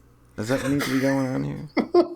That was one of the most perfect John Rhett wavelengths ever on this podcast, I think. Just completely on the same level. Because we didn't talk about it at all yesterday. I realized at a point where I'm just like, let's just save this for the podcast. It's tomorrow. It's fine. John really escalating, though, where I blindsided Polly by being like, yeah, I didn't really like the series till the last hour of the movie. And then John, last 10 minutes, or really the post-credits. This is just, I'm never going to get it. I don't. You can explain it as many times as you, and I ask that you don't. Please. Okay, but I'm just saying, don't. You can explain this a number of times to me, and I'm not going to get it. That impression that I got the first time is like, it's kind of bad. It was terrible. I like the last half of the movie of this 8-hour thing that I took in. Okay. That's why I wanted to go spoiler this time to talk about like very specific moments and how many of them there are to be like, hey, I can talk like a lot about this. And it like, worked why really I like well. I understood everything. It all got through. Don't worry. Don't worry. I feel like I feel like the thing that gets it across best was like literally they wrote the show. And we are still talking about this motherfucking show. Sorry, I'm gonna finish two sentences. They wrote the show. It didn't quite work, and then in the movie they wrote the parts that needed to be there for it to really land. Like that makes total sense to me. Yeah. What have you been up to, Polly? I don't know. What have I been up to? Man. Oh, God, I'm in a... Oh, God. Aww. Man. So... Hey. Hey. Hi. Hey.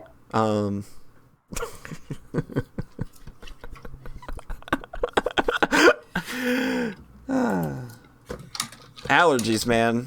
They are... they suck so much. Aww. Just hate them. I'm the weather, man. What am I doing? I've got this flashlight sitting here. It's got 3 settings. You gotta have when there's a blackout. We had one of those. We had a forced blackout. Oh wow! It was they did maintenance, like they did an unscheduled maintenance, and then you think that that's something they'd tell you about. Yeah, like a day beforehand, especially since what about people that live on oxygen and shit? What happened there? Huh. Yeah. Man, I'm out of it. Oh, sorry, Polly. Oh, God, my brain got sucker punched. Do we need John to talk about Xenosaga? Well, I can jump into that. Yeah. I don't, Woo! Man. This is a weird one, y'all. This is, I'm in a weird space right now. Hey, brains are weird, Polly. We feel you. If we need to call it off for now, that's okay. We can. John, tell me about Xenosaga. All right. So I fucking played Xenosaga over the last 2 or 3 weeks. What? You did what? Yeah, I was like, what was the energy? Oh, the energy was that I finished Final Fantasy IX. Oh, yeah, you finished Final Fantasy IX, and then you went and played a good RPG for once. Literally, yes. It was like 3 or 4 days later. I was like, I shouldn't start another RPG. And then I was like, I need to cleanse my palate from that. Yeah, you need to exercise the demon. You need to work that out. You need to pull it out, get the straw, sippy straw, suck it on out. Suck on that good RPG for a while. Hey, give me some of that good RPG Get juice. That Capri Sun's full of Xenosaga Episode 1, Der Zermacht. Give me that RPG respecting juice back in me. RPG respecting juice. There you go. And Xenosaga, put that back in me because Xenosaga is extremely fucking good, actually. That's not what the internet told me. They said there's a lot of cutscenes in it, so it's bad. Yeah, Polly, the cutscenes are fucking great. Is the thing, aren't they though? Every time I play that game, it's just kind of like, I don't know, I'm just kind of watching a real good anime or something. But not the Xenosaga anime, which is not good. No, the Xenosaga. No, don't watch that. That is not a substitute. If you want to laugh your ass off at how bad an adaptation can be, oof. By all means. That's so strange. But yeah, this is just. It's just a really, really good RPG in a lot of ways. Here, all right, let me count the ways here. There's only 6 main playable characters here. They introduce you to them like two at a time, basically, and they completely make you fall in love with them. Oh yeah, like they introduce you to Shion and Cosmos. You completely fall in love with them. They introduce you to Ziggy and Momo, and you fucking love them. Yep, they're so sweet. Fucking. Ziggy is like this cyborg with a dead family who's really sad, angsty about it, but he keeps it to himself. And then he forms this surrogate daughter relationship with Momo that's just very understated and sweet. Yeah, his whole reason for getting involved in the story is that, like, you know, look, we'll erase all your memories and you will be basically officially dead. And he's like, okay, cool, let's do that. That's what that is. That's what his I whole like. story in coming into this, and then it's like, oh, the little Realian that gave him a heart again. Yep. It's like, but again, it's so understated that you're not like annoyed by him being really angsty. He's not brooding all the time. He's not trying to shit on other people for being happy around him or anything. Like, he's not trying to like take Momo's like indelible spirit and crush it under his heel. He's just like, look, man, I had kind of a crappy life and I'm kind of over it. That's the only reason I'm here, y'all. He seems like the kind of nice person that's just like extremely depressed. Yeah. And it does not come across really at all day to day. He's just like really chill and nice, even though he's like a cyborg assassin. Yeah. I fucking love Ziggy, and then Momo has a whole thing with her dad. God, yeah. That stuff is real complicated. Junior. They introduced this 12-year-old gun-toting, dual-wielding. He's a spaghetti fucking Western character. Who is the captain of a ship. He has a harem of robot, robot pilot women. He's good Billy Lee Black. He's exactly Billy Lee Black, but good. He's related to the main villain. He's related to Albedo, who I really enjoyed how they handled Albedo because he is very understated in the first half. They they really keep their hand close to the chest with Albedo, and then when he becomes a major player in the story, it's very strong. Yeah. Oh God, the scenes when you start getting Albedo scenes, you know when they're an Albedo scene because that's all you remember about that scene. Crispin Freeman it's probably my favorite role of his. I think that's legit. Again, all right, so 6 characters that I fucking love all of them. Who's the 6th one? Fuck. Oh, that's sticking in my craw. It's Chaos. Okay, see, Chaos is like the only one where you don't really know his deal yet. Yeah, Chaos is he's an interesting boy. He's got booty shorts. The one thing you know about him in Xenosaga 1 is that he's very hot. I think he's way hotter in 2 and 3, personally. I'm excited to see him in 2 and 3 because he starts off real strong. He's like Mega Man. He's just kind of a little cherub boy to me in episode 1. In episode 2 and 3, it's like, you know what? You can get it, sir. He's like Mega Man Zero character hot. It's a very specific. That's the aesthetic. It's a very specific aesthetic. But he's dope. You just don't know what's up with him, and you know something's up with him. He does a lot of cool shit, and you're like, why are you doing a lot of cool shit, Chaos, whose name is all spelled in lowercase? And he's like, I don't know why I'm doing that. Let me turn that question back to you. Hey, Chaos, why do you grow angel wings during your super move? What do you do? What's that all about, sir? Hey, Chaos, Junior has the number of the beast on his palm. Just has 666 on his palm. And you're like, okay. What? He's got 666 on his palm, and there's a reason for it. Don't know what that is yet. It's so dumb. The Christianity stuff is so choice. Oh, it's so good. Yeah, they lean into it so hard in this game. The 13 Zohars, yeah, John, Paul. Oh my God, Matthew. Look at the Zohar emulators all being named after apostles. Fuck off. So good. So I fucking love Junior. I love all of them to bits, and it's a small cast. It's 6 characters. That is very economical for an RPG. Absolutely. Like Final Fantasy IX had like 8. You don't give a shit about half of them. Mm-hmm. Tales of Berseria got 6. They're all really good. 6 is a good number. Chrono Trigger had 7. Yeah. Final Fantasy 7 was pretty constrained. Like, you don't need that much. You don't need a ton of characters. Xenogears had like 10, and you did not give a shit about more than half of them. Unfortunate. Yeah. Chrono Cross has got 80 characters, and only 3 of them matter. Woo! Let's all pretend we're excited for that remake. I couldn't even tell you which of those 3 are, because it's like Kid, Surge, and maybe it is just Kid and Surge. Oh my God. Hey, Polly, I think it's just Kid and Surge. Wait, who's the one? What's the Magus? He's Guile, and he never does anything. He never does anything! So it's definitely not him. He is Magus in Radical Dreamers. He's Magus in the visual novel. Yeah. In Chrono Cross, he just looks kind of like Magus, and that's his whole deal. There's Glenn, who looks kind of like Frog, and that's his whole deal. But he's not Glenn. But he's just Glenn. But he's not Glenn. He's just a guy named Glenn who happens to look like Frog. There's Leah, who looks like Ayla, and that's her whole deal.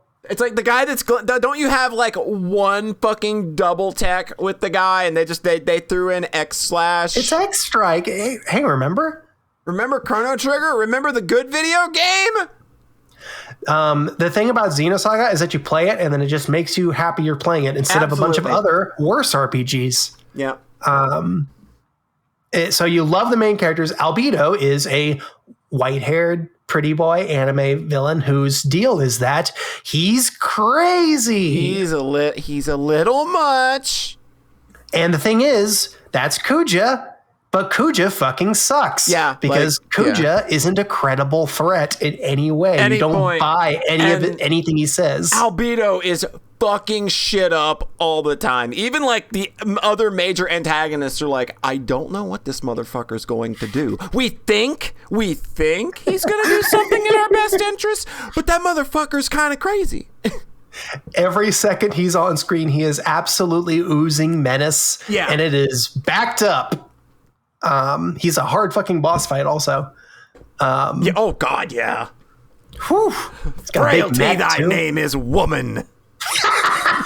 It's like back to back. It's like frailty, thy name is woman, as useless as a barren woman. As useless as a barren woman. It's like he's a lot. He has like the naked woman statue throne. Like they really go all in with that. Yeah, it's very funny. It's very good.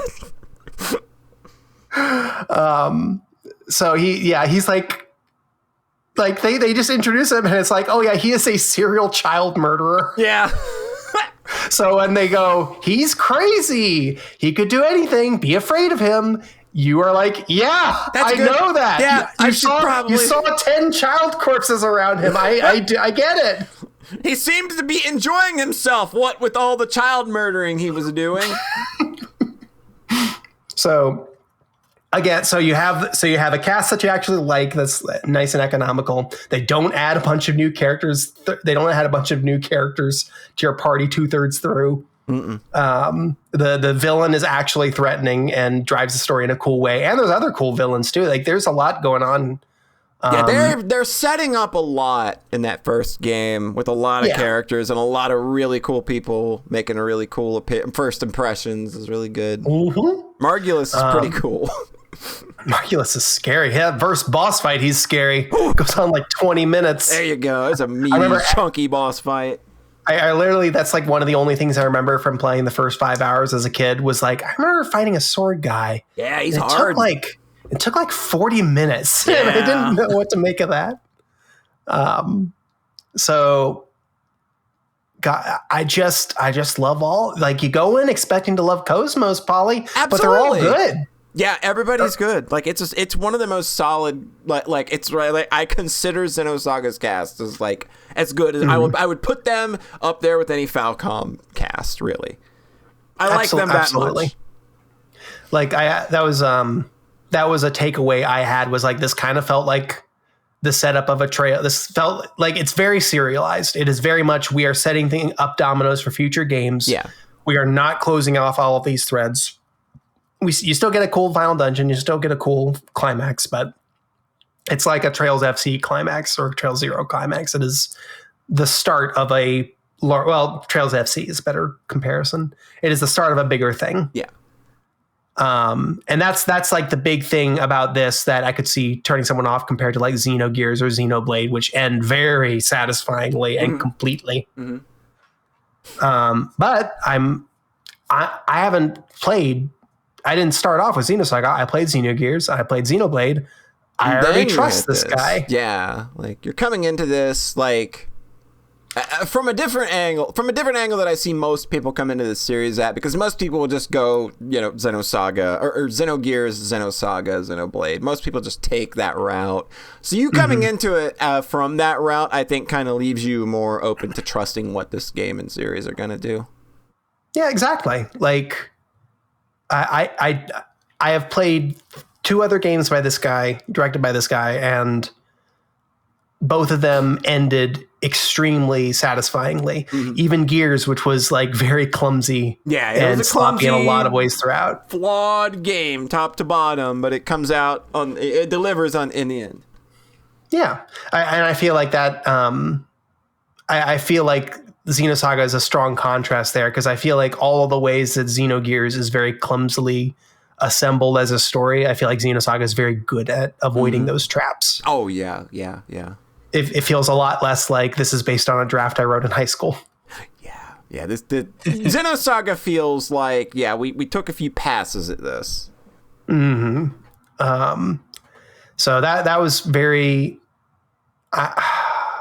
I was just very taken in by this story. Like, the first 5 hours just completely sucked me in, and then I just felt rewarded at every stage of it. Yeah. For continuing to engage with it. All the stuff in the Gnosis core with with Cherenkov. That, like, the cathedral ship is one of my favorite probably set pieces in an RPG, and the way they play out Cherenkov's story throughout that whole thing is just really well done. And that is a complete episode within the story. Yeah, like, that is not something that is setting up for later. That is, we are giving you this very cool character story that's extremely satisfying and builds up to a very hard boss. Oh boy. And then you get past it, and the story catharsis is mixed in with the boss beating catharsis, and that's just one of the best RPG feelings. That's something that they continue to do throughout that whole game, I think, is you get a lot of big, satisfying, chunky, meaty boss fights that kind of feel like like, once you're over those, they feel like their own reward, and then you get rewarded with some cool cutscenes. Yeah, the cutscenes start feeling really precious, because you'll get to a point where the dungeons are 2 to 3 hours long, and then you get the cutscenes are just like 30 minutes of just like story in my veins. Thank you. Oh my God, I earned this. I earned this with the work that I just put in. Yep.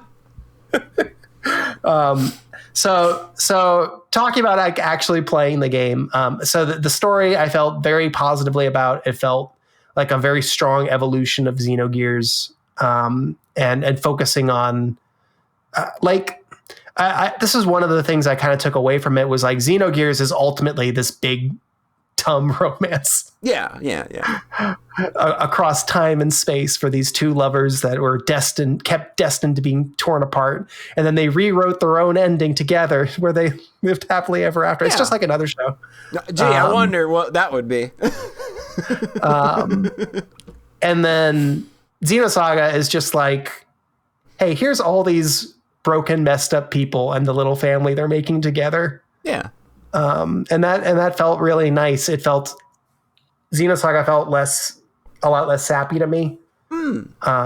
With the catharsis at the end, like the way it all played out with Cosmos. Yeah. Oh yeah, that stuff's real good. Just the whole package here just feels a little bit more considered, a little bit more mature, while still working in all that big, awesome anime shit. Yeah. I fucking loved it. Actually playing it, couple things, couple notes. So they made a couple choices here. There's no dungeon music, or town music. Nope. There's one battle theme. Yeah. There's no boss theme. Nope. There is a battle theme and there's a final boss theme that they play once. So everything else is the same battle theme. It's like I've never defended the one battle theme thing. Like I always thought they at least needed boss themes. That's crazy. It's like we're going Phantasy Star 2, Dragon Quest 1 on this. 2 battle themes, that is plenty, right? That's all you need. Let me tell you, when that final boss theme kicks in, Woo!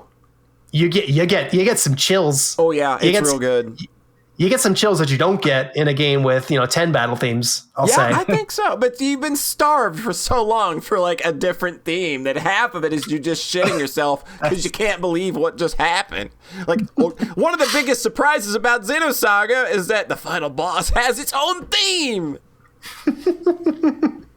That's such a funny contrast to Xenoblade 2 having a regular battle theme that plays for like 4 fights that are optional. Yeah. I will say Xenoblade and Xenogears are like battle theme, boss theme, and then they play that boss theme. They'll have like they play that boss theme a lot, Polly. There are sections. There are bosses near the end where I'm like, I really thought you were gonna go for I really thought this was gonna be leveled up from like the tentacle monster you fight at the beginning of the game, but no, I guess it's the same dramatic intensity. All right, okay, just go with that. And then Xenosaga is that, but even more so because there's not even a boss theme. Not even a boss theme. That's insane, honestly. It's it's obviously like a style choice because there's one dungeon theme and it's the final dungeon theme, and when that plays, you get some chills. It's like, oh shit, there's music in this area. You know you're in the shits because music is playing now. Mm-hmm.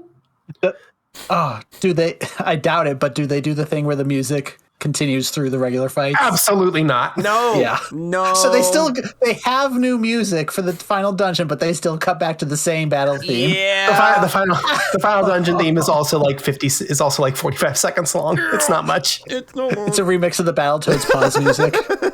It is not probably the final dungeon music you're picturing. The final boss theme is definitely a final boss theme. It's very good. They had the budget for one. They had the budget for one. Thank you, Mitsuda. It's Yasunori Mitsuda music. Yeah, but there you there's go. Like 3 tracks. They couldn't pay for a bunch. Like they blew all the money on these cutscenes and character models. Like, look, we got like $30 left over for music. Does anybody want to pitch in and maybe help us get 1 or 2 more themes? All the cutscenes have unique music, to be clear. Like that's all. That's so weird. They have they have 2 vocal ending themes. They play a vocal ending theme during the climax, and then there's a different scene, and then they play a different vocal ending theme during the credits. Yeah.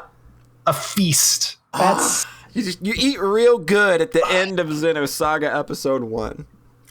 That's such a weird balancing of resources to have no dungeon music and like extremely repetitive battle music. It's a very pointed decision. Like it's very absolutely clearly not just a budget constraint. It's a creative vision that I understand what they were going for, and despite the fact that I like it, I don't think that it 100% worked.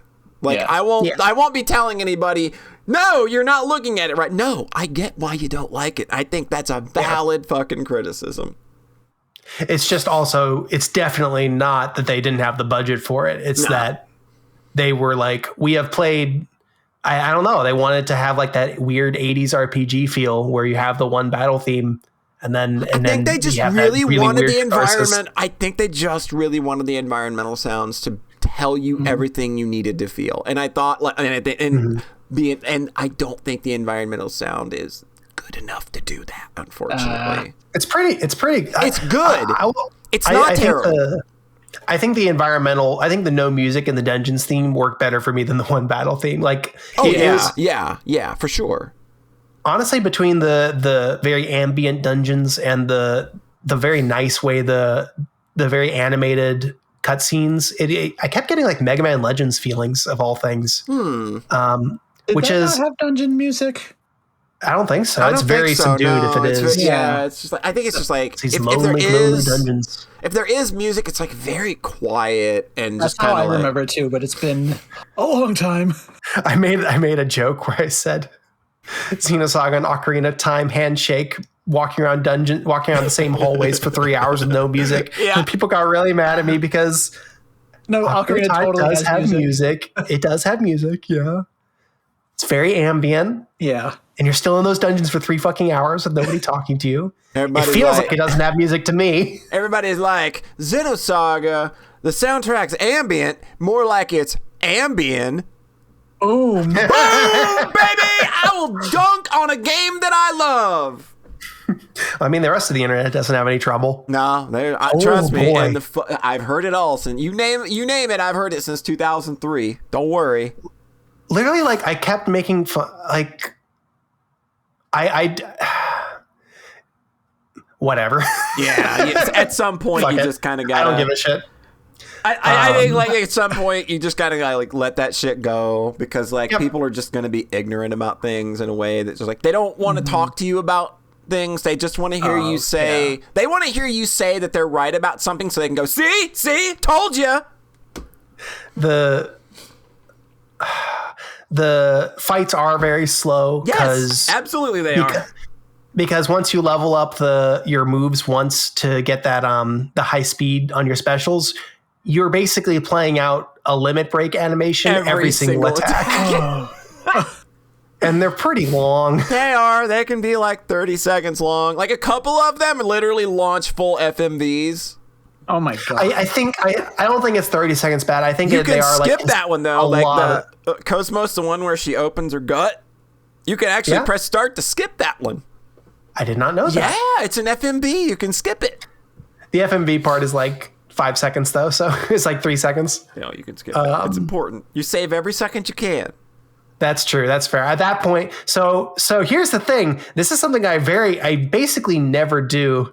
But the wins, there's no dungeon music. Yeah. There's one battle theme. Mm-hmm. The battles are very long.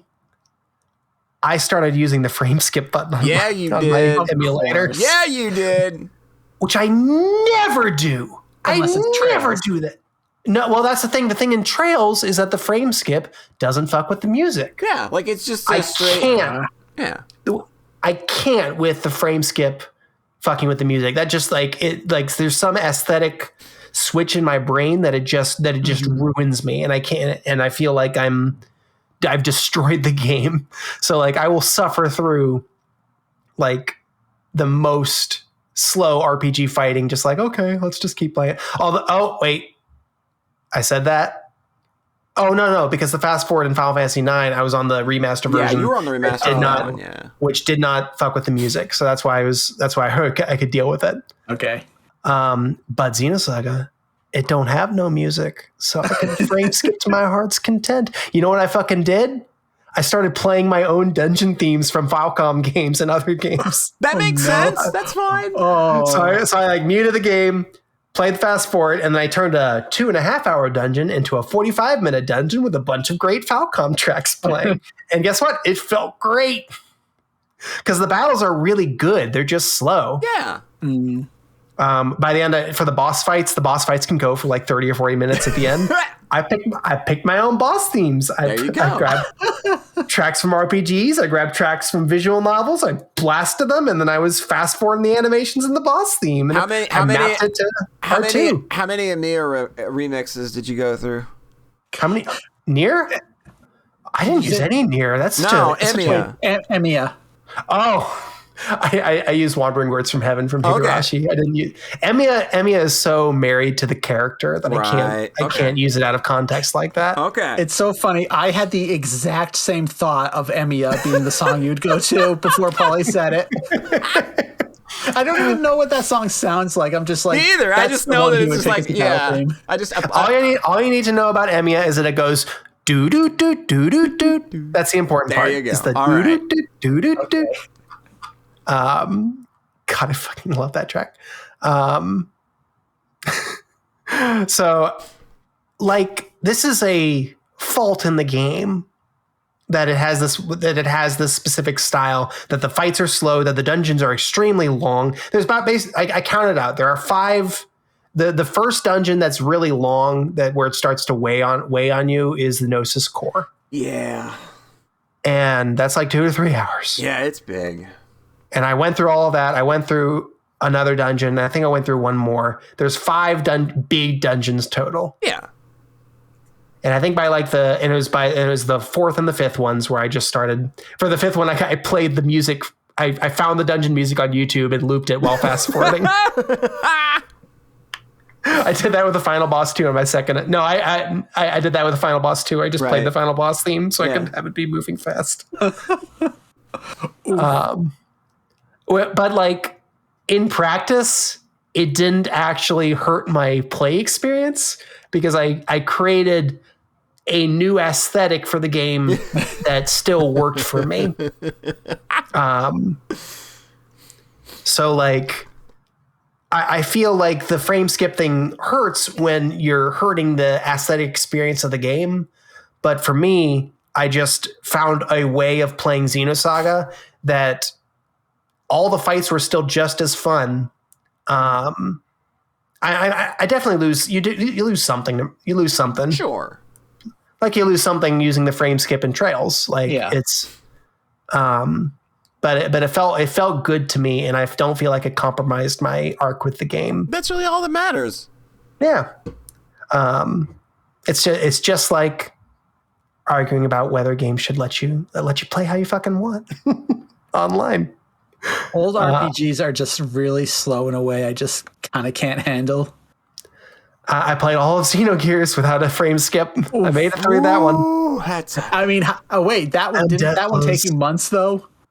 Yeah, it did take me 5 months. It did take me 5 months to get through Xenogears. Okay. Yeah. That was not one that you blasted through between podcasts. That was a journey. Yeah, it was a journey. So I feel like I made the choice for Xenosaga that let me keep playing it and having fun, or else I would have needed a big break from it. Mm-hmm. So that's like I guess the last fault you can kind of point out here is just another style choice, which is that most of the environments in this game are gray, steel, hallways. There's a lot of spaceship hallways. You're walking around gray hallways on spaceships and space stations. Does this entire game take place on ships, John? Does entire game take place on ships? That depends on how you qualify a ship. Like there's a space colony which has like a beach and trees and whatnot, but it's still a ship. It's kind of a ship. It is. It's like land on a ship. Yes. I'm not gonna call that a ship. I don't think. They go to the Gnosis Core, which is like inside a giant space whale, and then someone says it's kind of like a ship. It's like a Gnosis ship. And then they remind you, like, why did you do that? You figured somebody at some point on the staff would have been like, don't remind them, dumbass. Wait, there's a whale in Xenoblade 2. Don't Excellent. ruin things for me. Oh. So like, there's a sort of dryness to the act of playing Xenosaga that feels very intentional, but is still a lot. And if somebody does not like this game, I very much am like, yeah, that makes sense to me. But again, I created a version that worked really well for me, and I did that well, and I loved the story throughout. I was just completely bought in. So I really loved this. I'm really hyped to play 2. I'm really hyped to play 3. 3 is probably my favorite PS2 RPG. So I kind of feel like Xenosaga 3 is maybe gonna be the the just right porridge to be my favorite Xeno game. It ties all of this stuff together, not storyline wise, but like gameplay wise and story wise, in a way that kind of feels a lot more natural, feels a lot more easily digestible. It all kind of just fits together really well. I think I described this game as like eating a brick to a couple friends. Yeah, it's fair. It is, especially if you're not on an emulator. It is not for the ungenre initiated, I would say. Like you don't hand this to somebody. Here's a JRPG. You want to try this? Oh, you've never played a JRPG? Play Xenosaga Episode 1. This is for the genre initiated who are the connoisseur, I think. Yeah. If you're like me and you like Final Fantasy 13, you might like Xenosaga. I have one other big Xenosaga fan on my timeline, and she extremely likes Final Fantasy 13. Well, there you go. I think this makes me more excited to play Final Fantasy 13 , which is pretty funny. Yeah, I think that another trilogy to go down. There you go. Well, we already know Lightning Returns is dope. John, I forgot John started Lightning Returns. Yeah, we know Lightning Returns is good. Guess what? It was extremely good, Rhett. I played like 20 hours, and I was like, I moved in the middle of playing it, so I kind of fell off. And I was like, I kind of want to get the whole arc of the series because Lightning Returns is so unbelievably good. Yeah. Weird. I just really like timer games, Rhett. So I was like, I'm just going to jump in with this one. I'm really. Xenogears is pretty clumsy. It's pretty janky. Xenoblade is a little normal. It's not very weird. Xenogears is very weird. Xenosaga is like, it's kind of right in the middle there, ain't it? It's a little bit more coherent than Xenogears. Yeah. It's a little more weird than Xenoblade. It's that just right porridge. I'm so here for it. Guess what? Go ahead. Going by that, Xenosaga 3 is probably the perfect just right. It is. It might just be. Right, I kind of feel like Xenosaga. Like I completely love Xenogears. I completely love Xenoblade. I completely love Xenoblade X. I'm so excited to play Xenoblade 2. I'm so excited that Xenoblade 3 is coming out. I think Xenosaga 3. It might be like the just pitch perfect one for me. Yeah. So I'm very pleased. Some of the stuff, the way you talk about it, where they're setting up stuff for later games, I'm just like thinking, boy, nobody else really does that besides Trails. Yeah, where they have confidence to write things for sequels. You don't see that anymore. You see a lot of sequel baiting at the end of games, like when it's done, but you don't really see a lot of games that are setting up threads that aren't going to resolve until 2 games later. Yeah. Mm-hmm. Like, I think we complain about serialization. I know I do. Oh, yeah. But like when it's good, it's just like, this is just like a good trilogy of fantasy novels. Like, this is good. You're setting up a bigger story, and then you pay it off. And then you do it. I think it's easier to look at now that Xenosaga did it than playing them as they come out. I mean, kind of. They did cancel half the games that they were gonna do. But people really like 3, so I think. And then they were like, "Hey, let's do. All right, we're gonna." So Polly, is the Pied Piper visual novel mobile game partly adapting stuff they had planned for other episodes? I'm pretty sure it is. Yeah. That's so fun. Yeah, you've got there's a mobile PN. Before you go into episode 3, before you go into episode 3, there's a lot of stuff you're going to want to check out first. Oh, there's apparently like a big time skip going into 3 because they just skip over. Yeah, they just there's a lot of assumed knowledge going into episode 3, and if you boot that up the first time and you don't know what that is, you're going to be looking at these characters in this situation and asking yourself, what is going on now? Time to check the in-game wiki because we skipped episode 3, 4, and 5. Yeah. It's like booting up Cold Steel 3 and having to read about the Crossbell games, except the Crossbell games literally didn't exist. Because they did not have the time. They did. Namco was like, you don't get to make the Crossbell games. Yeah. Okay, what if he goes to work for Falcom, like the main director of the Xeno games? I mean, I think he's doing pretty well for himself already. He's probably fine where he's at. Yeah. Monolith Soft being like one of the premier JRPG developers of the modern day. Yeah, I guess. Boy, Nintendo almost really screwed that one up too. They were Yeah, so they sure close. did, huh? Yeah, buddy, they were so close. Reggie tried his best. God, he tried to bring that snuff up a that bunch. shit out. He tried to snuff it out so hard. I love how he keeps, like, even when he's not working at Nintendo anymore, he keeps baiting people with Mother 3. Like, dude, why are you like actually weirdly excited about that? I don't understand. Like, I don't give a shit about Mother 3 personally, but like the fact that he's just like, he's still making the like dumb Mother 3 jokes like every time. It's just like, dude, why are you like, I don't know why that's a cool thing to own and why people would be like, yeah, that's epic, while at the same time we want Mother 3. Yeah, that's bizarre. I think people just like it when corpos do memes. Maybe, I don't know. I think it's stupid. Like, whatever. Like, every time I see it, I'm just like, wow, that seems weirdly weirdly mean-spirited.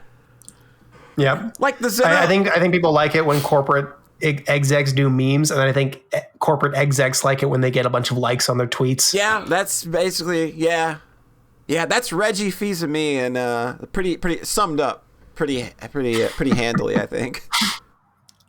Dire. Xenosaga is so fucking good. Hey y'all, I had a moment earlier this week where I was just like in my head, at my desk with my head in my hands, just like, Jesus Christ, I love Xeno so fucking much. I don't know when it happened. I just completely bought in with all 3 Xeno sub-series. Finally. It's so nice. The one to make it happen. John is the only one that could do it. The legendary, the contact. Use the contact. All right, is that Xenosaga? That's Xenosaga. I will say Xenosaga 2? I have not started Xenosaga 2. I made sure I booted it up, and it has a very good title screen. So you booted it up. I was like, did you start it or not? Oh man, it looks. That was a very good title screen. Yeah, I'm probably going it straight to Xenosaga 2. A part of me does really want to play Blade 2 because I kind of want to be caught up by the time Blade 3 comes out. Probably not going to play Blade 3 this year, but it would be. I don't know. Just to kind of already have that just to have that in the can already. Are you gonna do that? Because I know Blade 2 is gonna kick ass. You got to do the Torna DLC too. I need to do the Torna DLC too. I get to do all those fun side quests. Oh boy. Oh boy. I wish there was like a definitive, here's where you should play Torna in the middle of Xenoblade 2. I don't remember. Oh yeah. Oh, that's funny. But also like a 20-hour detour in the middle of that game would be ruinous. Right. I love these games so much. Polly, what have you been up to? Okay, so, man, like there are two ways I could go here. And it's just like I feel like if I don't go this one way, then I screw up the transition entirely. So I guess I'll go that way. So I have started embarking on what some might call the never-ending quest. You may remember that Rhett undertook the never-ending quest at one point during this podcast's run, and I do believe that lasted 3 years. I think I started 2015 and maybe wrapped it up 2019. Yeah, it was a longin'. He's been at it a while. So I am not unfamiliar with the never-ending quest because since the never-ending quest was first established in the United States, I've tried time and time again to let me be a part of the never-ending quest that is Xenoblade Chronicles. Well, Polly, if you play half of it, then you'll get halfway through, and then in order to play the remaining half, you have to play half of what's left, and then in order to get through the rest of that, you have to play half of what's left. Yeah. So you can never actually finish the game. You can never actually finish. There's a funny name for that paradox. I can't remember what it is, but. So lock stocks. I made that joke one other time on this podcast, and both of you were just like, "What?" I'm still blank staring. Still blanking. All right. Well, we'll continue the trend of you being completely. Do it again in 5 years. I'll try it again in 5 years, and we'll see if it's landed at all. So I got a wild hair up my ass, which is a fun saying that I picked up from my dad, and I don't really know what it means.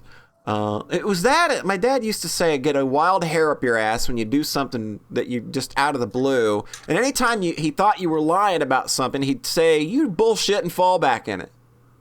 And those are the two sayings that I think about, and I just went, I don't know that either of those made sense at all. I can imagine them. I can see like a wild hair in someone's ass, and I can see somebody taking a big shit and falling back in it, but I'm not sure how that those sayings related to either of the settings that you know they're used in.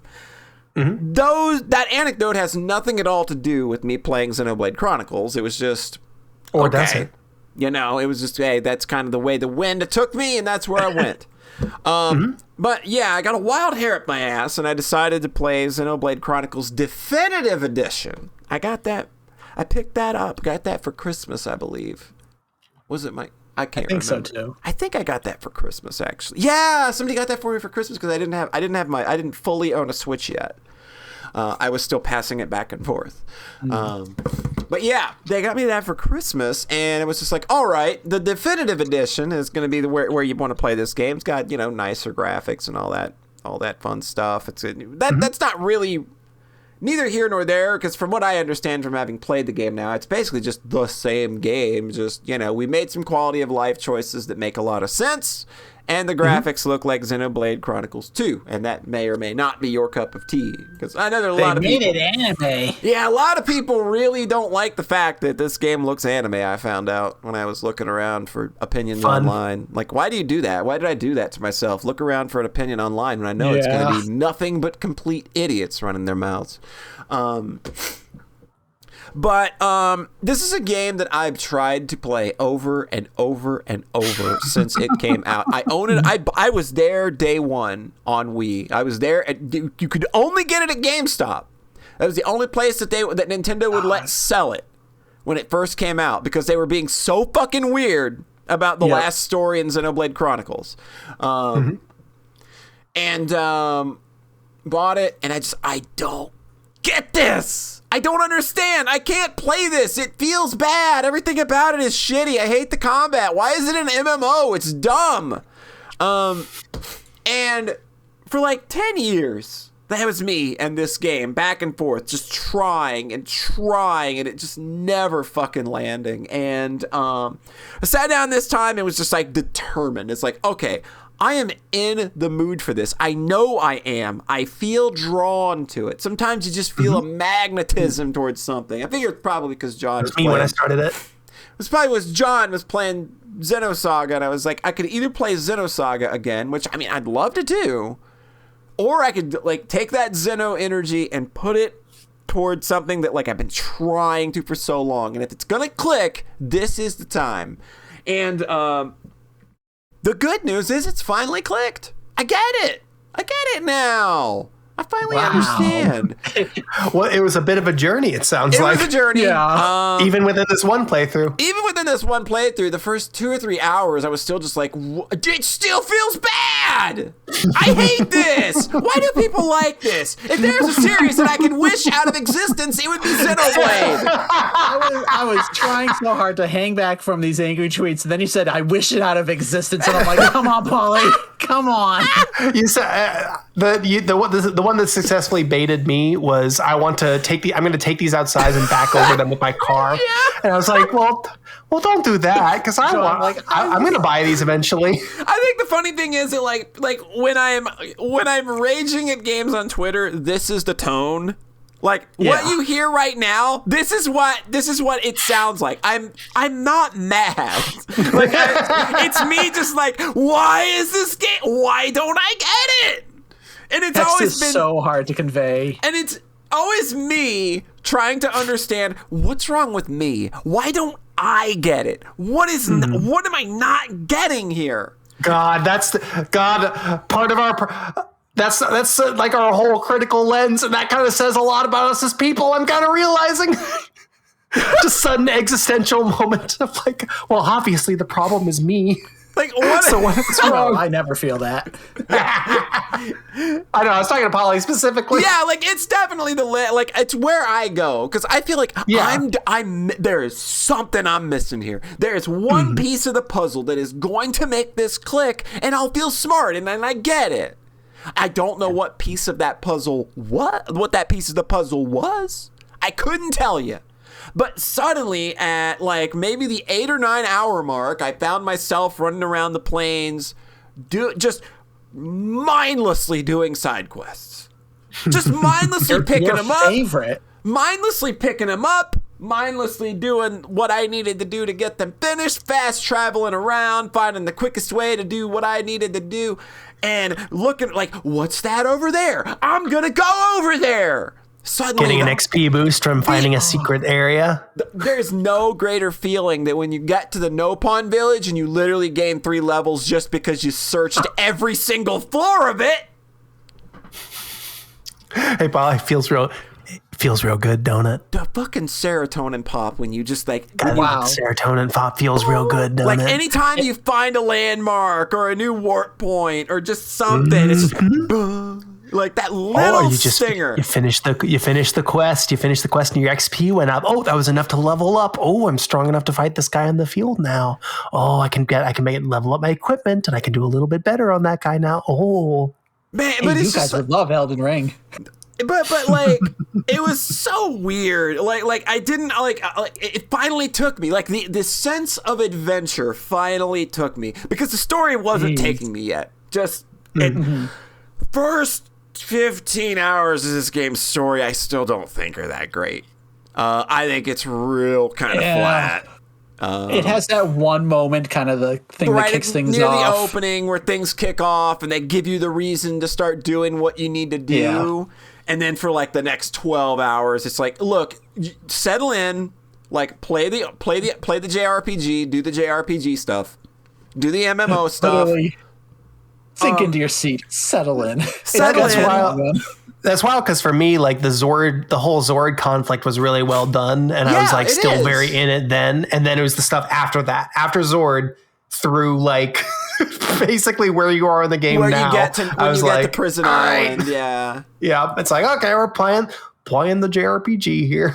Yeah. And the thing is, like, I just kind of like I felt myself getting taken by the world. And that's really kind of what helped. And like, I didn't mind doing these side quests. And I think that like the definitive edition tracks quests and stuff in like a much more sensible way.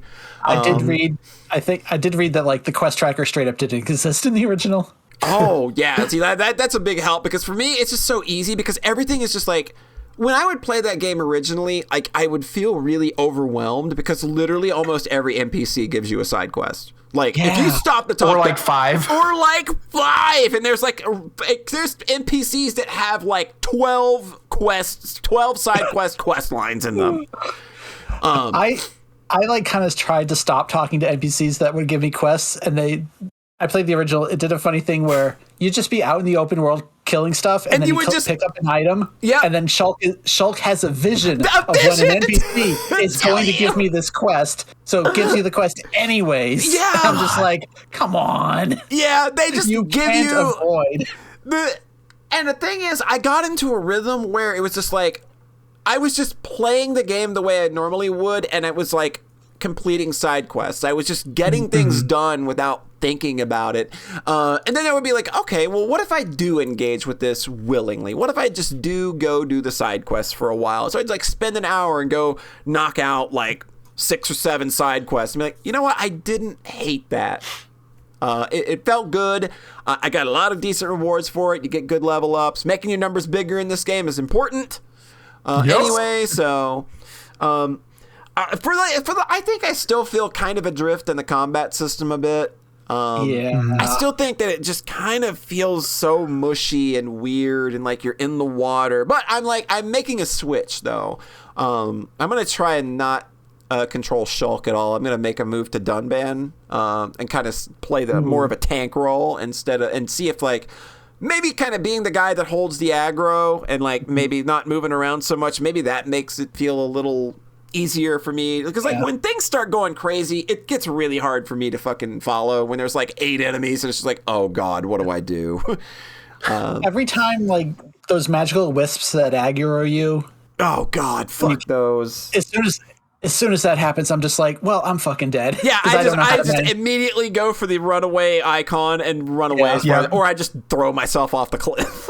Like, I played a lot of Final Fantasy 11, which the combat in that feels incredibly similar. Oh, yeah. And that game still has the same problem where if you're engaging more than one enemy, you're fucked. Yeah. Like, it's just not set up for multi-enemy stuff. I wasn't sure if that was me playing the game wrong or if it's just like, no, you kind of really need to kite as much as you can. But then again, there are a lot of enemies where it's just like, oh, they're always going to come with those like 3 or 4 ads, and usually that's not too bad. But yeah, like, but I passed the 27 hour mark, and I just got through the prison island segment, the real big one in the middle. You probably know. I think that's where I stopped playing the game for like 2 years. That's where I'm putting it down for now. Like, I'm giving myself a week or 2 away from it because I was starting to feel... I was like, okay, I think I've got to the point now where, like, the video game's going to kick off, and if I keep playing this the way that I think I'm going to want to keep playing it, I might get burnt out if I keep going at it. So I'm putting it down for a couple of weeks.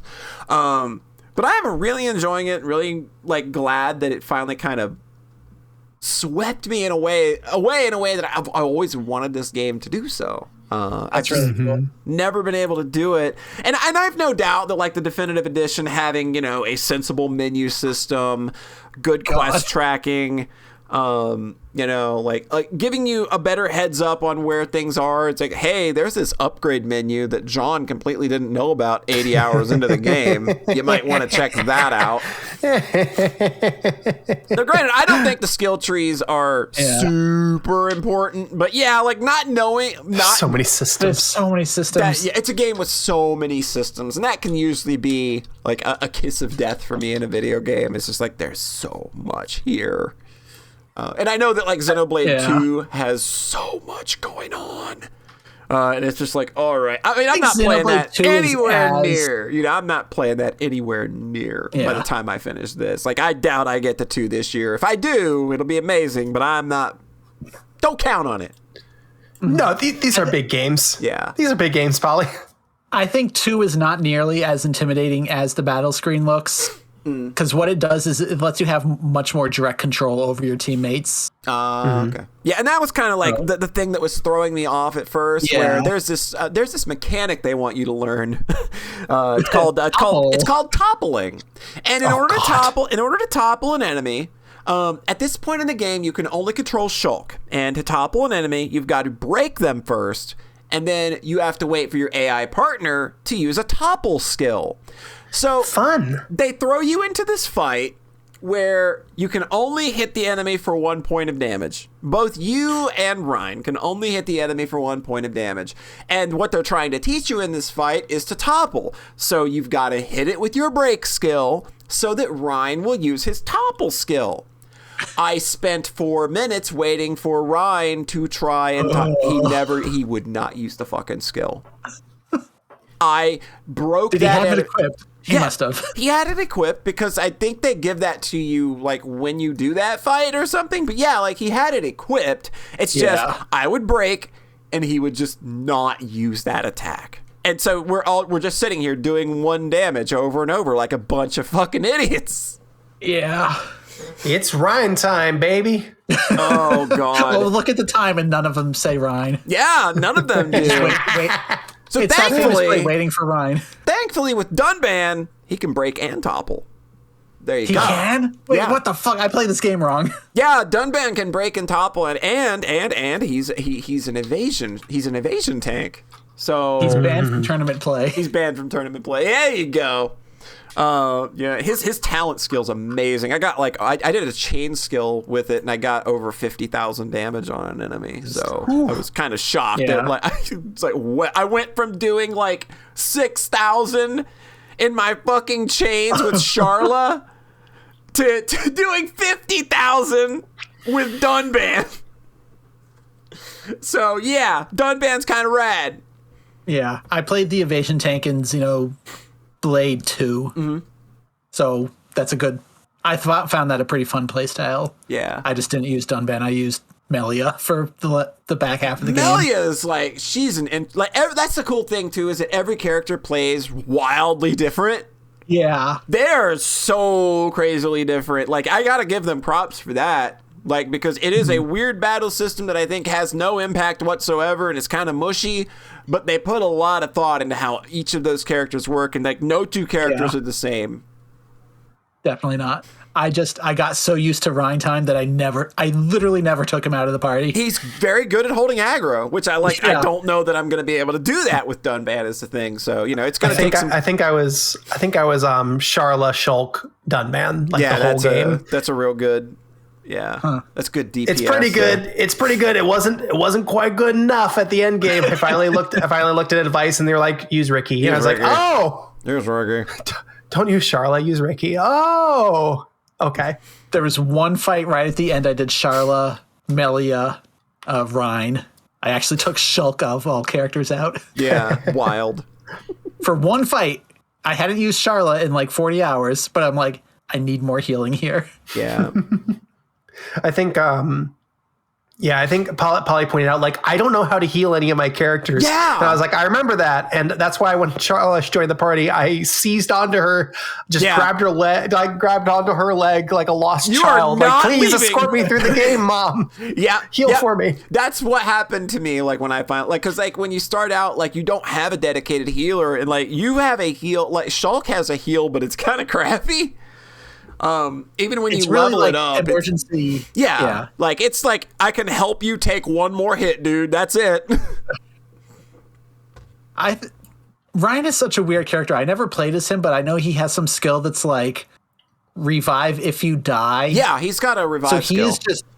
He's just on the edge all the time, where it's like, oh, he's gonna pop that skill like one hit before he dies, and then pop back with like 80% life. That's scary. When you're playing the healer and you're just watching him be almost dead half the time. MMO God, rules. so funny. MMO rules. But yeah, like I'm stoked. Like I said, I know that I stopped, but that's not an indication that I'm not having a good time. It's a long game. I did this with Mary Skelter 2 last year, where I played it over the course of 2 or 3 months, where I could like put it down for a bit, come back, put it down, come back, and I think that served me very well with that game.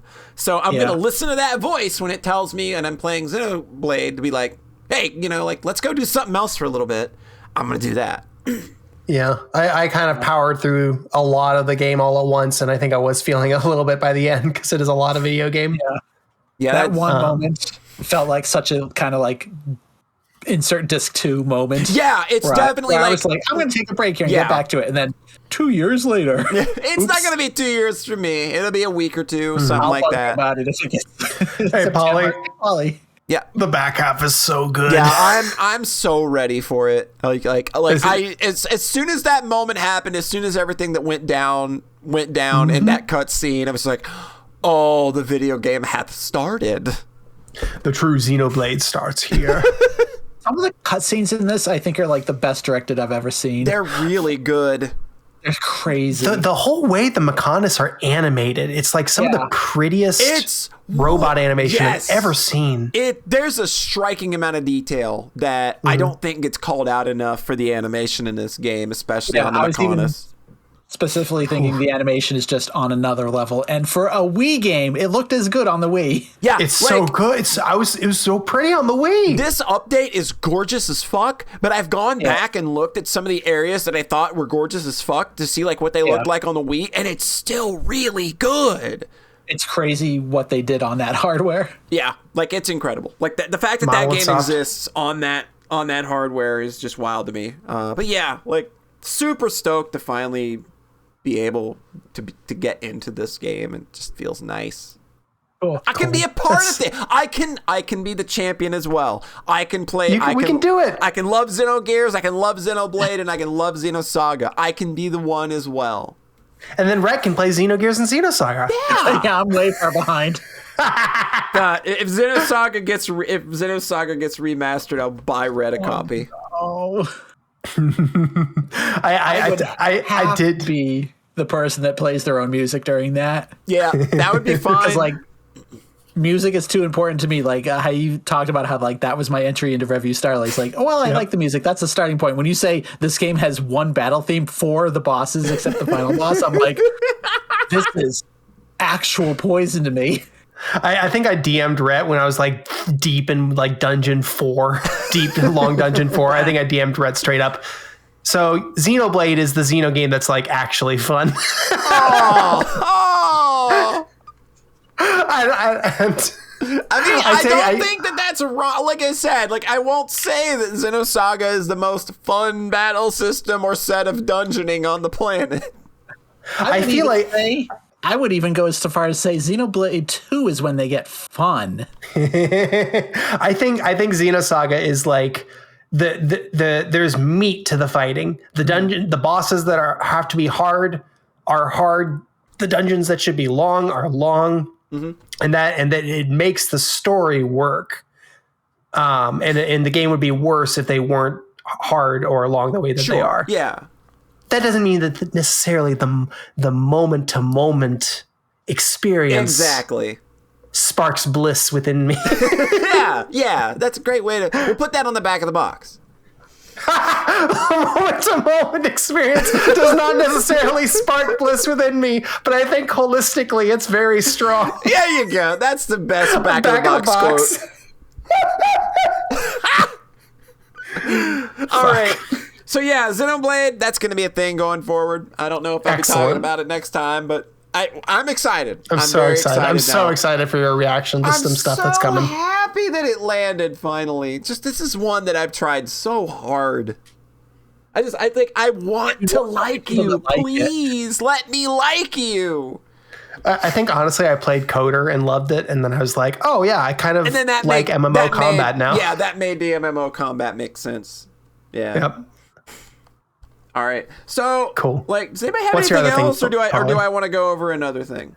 It's all you, Polly. Let's do this. You sure? All right. Well, it is well, I guess you could say this is a bit of a definitive episode then, because my last thing for the day is something else. It is a definitive edition of a thing.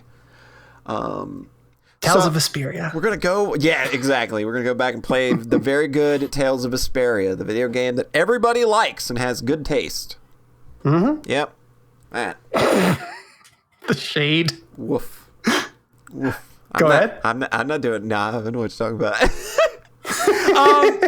So, I think Rhett may be the only person that knows what this is, but... oh, man. Iffy, our lovely Iffy, my wonderfulest wifey on the planet, gifted me a copy of Discotech's new release of 1986's anime hit movie Project Echo.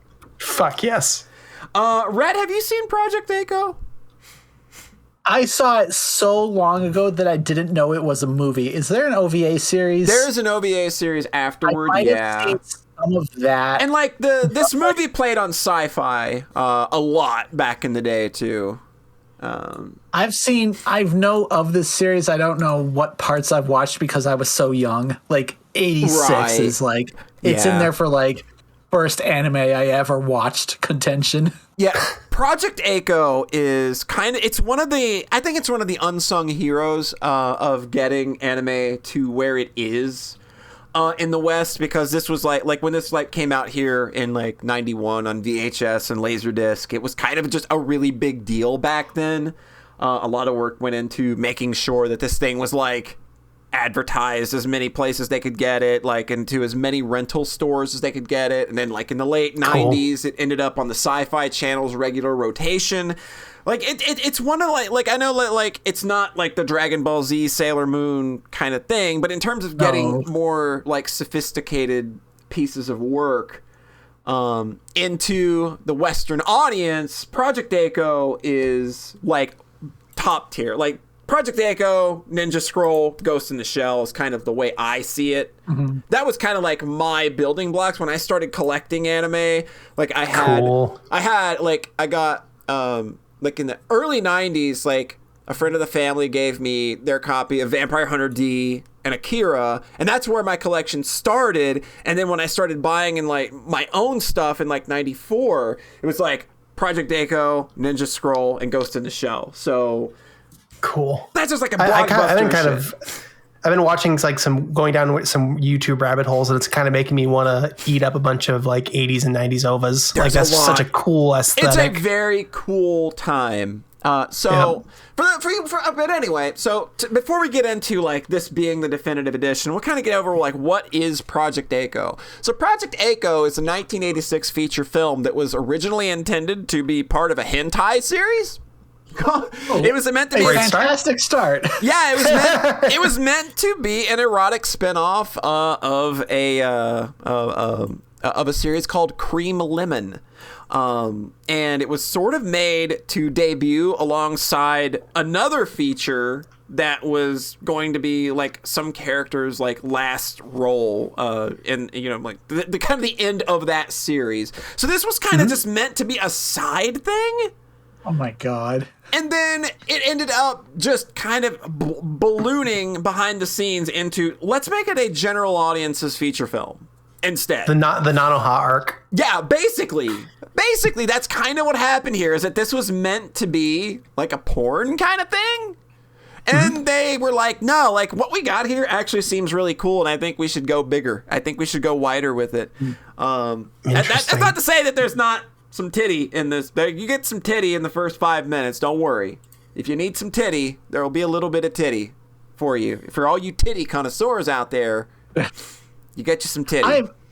I miss when anime had titty. It's very rare now. You don't see it anymore, really. Yeah, because everything is just all. Everything's just all. I think one series we watched had titty, Rhett. Continue. So. Anyway, Project A-ko is this very simple sort of story about this girl named A-ko. She's very strong. I would almost call her prototype Hibiki. Oh my god! Because this bitch was punching shit and throwing tanks through buildings in 1986. Okay. Does she really throw a tank? Yes, she does. Okay, I'm pre-ordering, not pre-ordering, but I'm going on Amazon right now to buy this fucking definitive edition. It's really good. So, and this is just and she's got this, so it's A-ko, and she's got a friend, Seiko, and they're just friends, and they go to school, and they're having hijinks, and then there's a girl at the school named Biko. And she becomes obsessed with Seiko, and she wants to steal her away from A-ko. See, it's just like Review Starlight, really. They're trying to steal each other's girlfriends. It's really just like girlfriends. Review Starlight. Yeah. Yep. And guess what I remember from when I was like 10? The names A-ko, Biko, and Seiko. Yeah. And it kind of just plays out as this very silly kind of like, it's almost a slapstick comedy of this like girl being weirdly obsessed with this other girl, and like this other girl just completely not getting it at all. It's like, what is wrong? Like, why are you like this? What is wrong with you? And it's just wild and silly. Like they like. So it eventually comes down to like I'm gonna fight you for Seiko's love, and then so she just keeps coming to school every day with like new ways to like fuck up A-ko, and it's just like, and A-ko just like literally just swats them away like a fly. Like she comes one day with like a fucking heavy mech suit, just like, no, you're done. I didn't know this was the premise. This is very good. It's extremely goofy. It's very stupid. And it just gets stupider and stupider till eventually she comes to school in this fucking like Metal Geared out like bodysuit that she's had made to enhance her abilities by 250%, and they're just gonna beat the shit out of each other through the school. The school's gonna get torn apart. It's great. Everything's and then in the middle of all this, an alien invasion happens. So now you have these two girls that are fighting each other that don't really give too much of a fuck about the alien invasion going on, but they are using the alien invasion tools as things to throw and use against one another. And it's just the animation, the impact on everything, it's wild as hell. It just never stops. It is both action-packed and hilarious. And it's one of those shows that very much like when you talk about Trigger, like about just like people that make shows like animation for animators. This is one of those shows where it's just like the animation is kind of incredible, but it's also just like a love letter to a bunch of anime that like from the 70s and 80s. And there's a lot of fun and little unique gags that you'll find in there, but they're not required for this movie to be understandable or funny at all. That's where I think that's so cool. That's where I think that this movie lands, is that you can show this to somebody that's never seen anime, and despite the fact that there are references to shit all over the place, they will never need to understand any of it, because the premise, the characters, and the story itself, and the way everything plays out, the animation, like the action, all of that stands on its own. It doesn't need... You don't need to get that extra shit, but it's really cool that it's there. And like, just like watching this again was just a reminder. This is literally one of my favorite animated features of all time. Like, not even just like that's anime, so damn cool. but just that's like so fucking cool. Animated features, period. It's just top to bottom a solid 90-minute romp. Like, that's the best word you can use for it too. It's just a romp, because it never stops. It's consistently funny, but it's not like loud and annoying, I think, like Trigger and some Gainax things can be.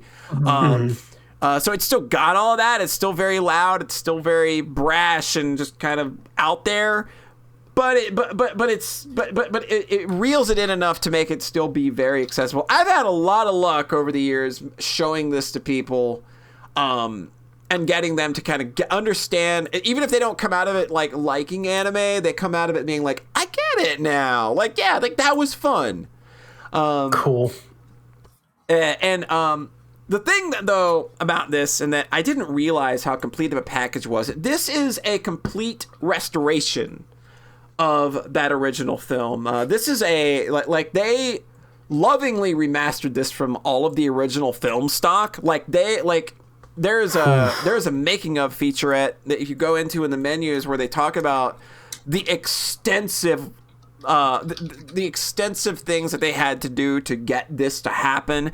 Like they like for 25 years nobody knew where the film stock for this movie was.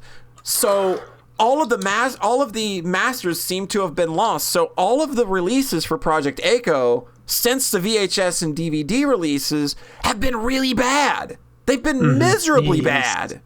So they made it an effort. Like they went like to somewhere in Tokyo, like some film vault that like houses a bunch of shit, and they're like, we want to go into the archives and we just want to see if you have the original film stock for the original Project Echo movie.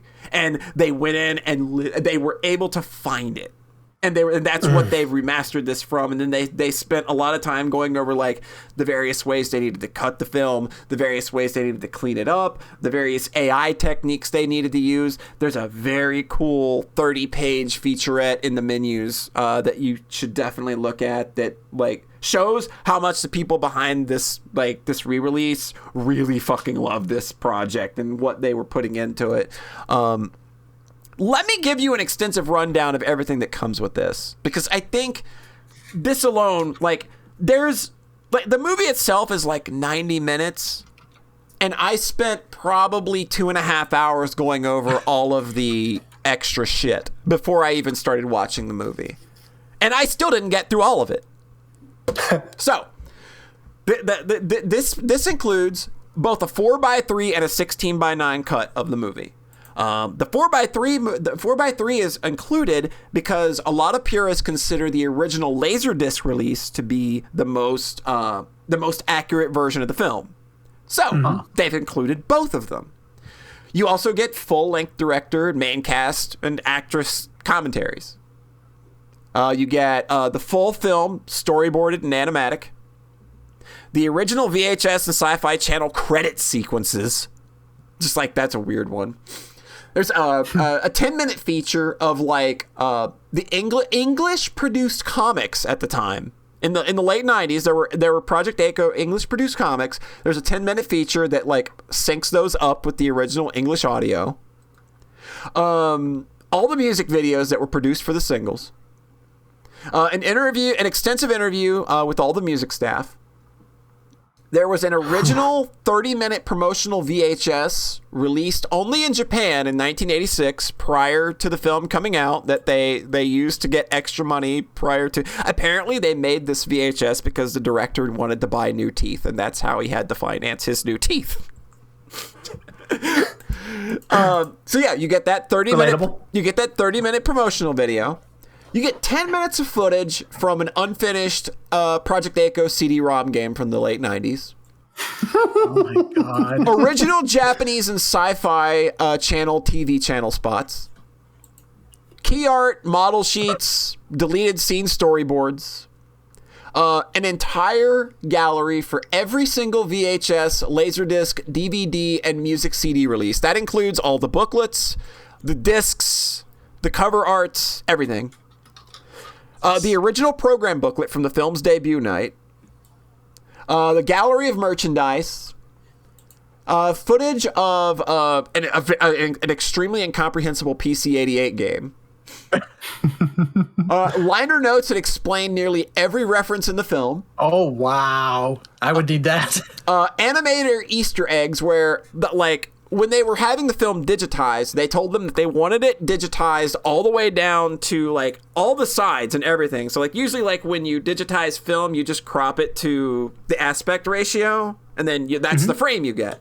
They wanted everything, so they did that. And in that, oftentimes, animators will, hide little doodles and stuff.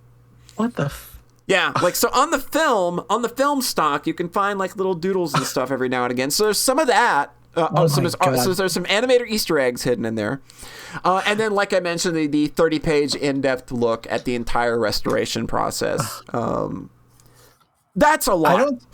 I don't think I've ever heard of anything that feels like it deserved definitive edition more than this. Yeah. This is the Blu-ray that's specifically called Project Echo Perfect Edition on the cover? Yes.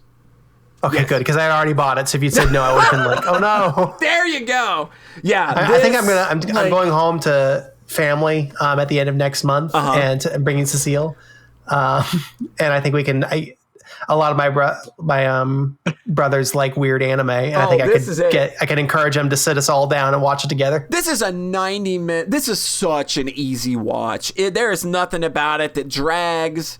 I think that the English dub still holds up too. I think despite the fact that it was recorded in '86 and voice acting, I don't think is anywhere near back then, and the ADR, it's not as great, not as great as we are now.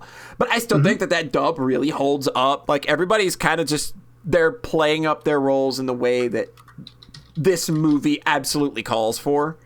This is just a delight top to bottom. I had no idea that this was such a painstakingly loved on re-release until I looked at that 30-page thing that's included buried in one of the menus. I was just like, Jesus, they put in so much love on this project, and they're doing the follow-ups as well, apparently.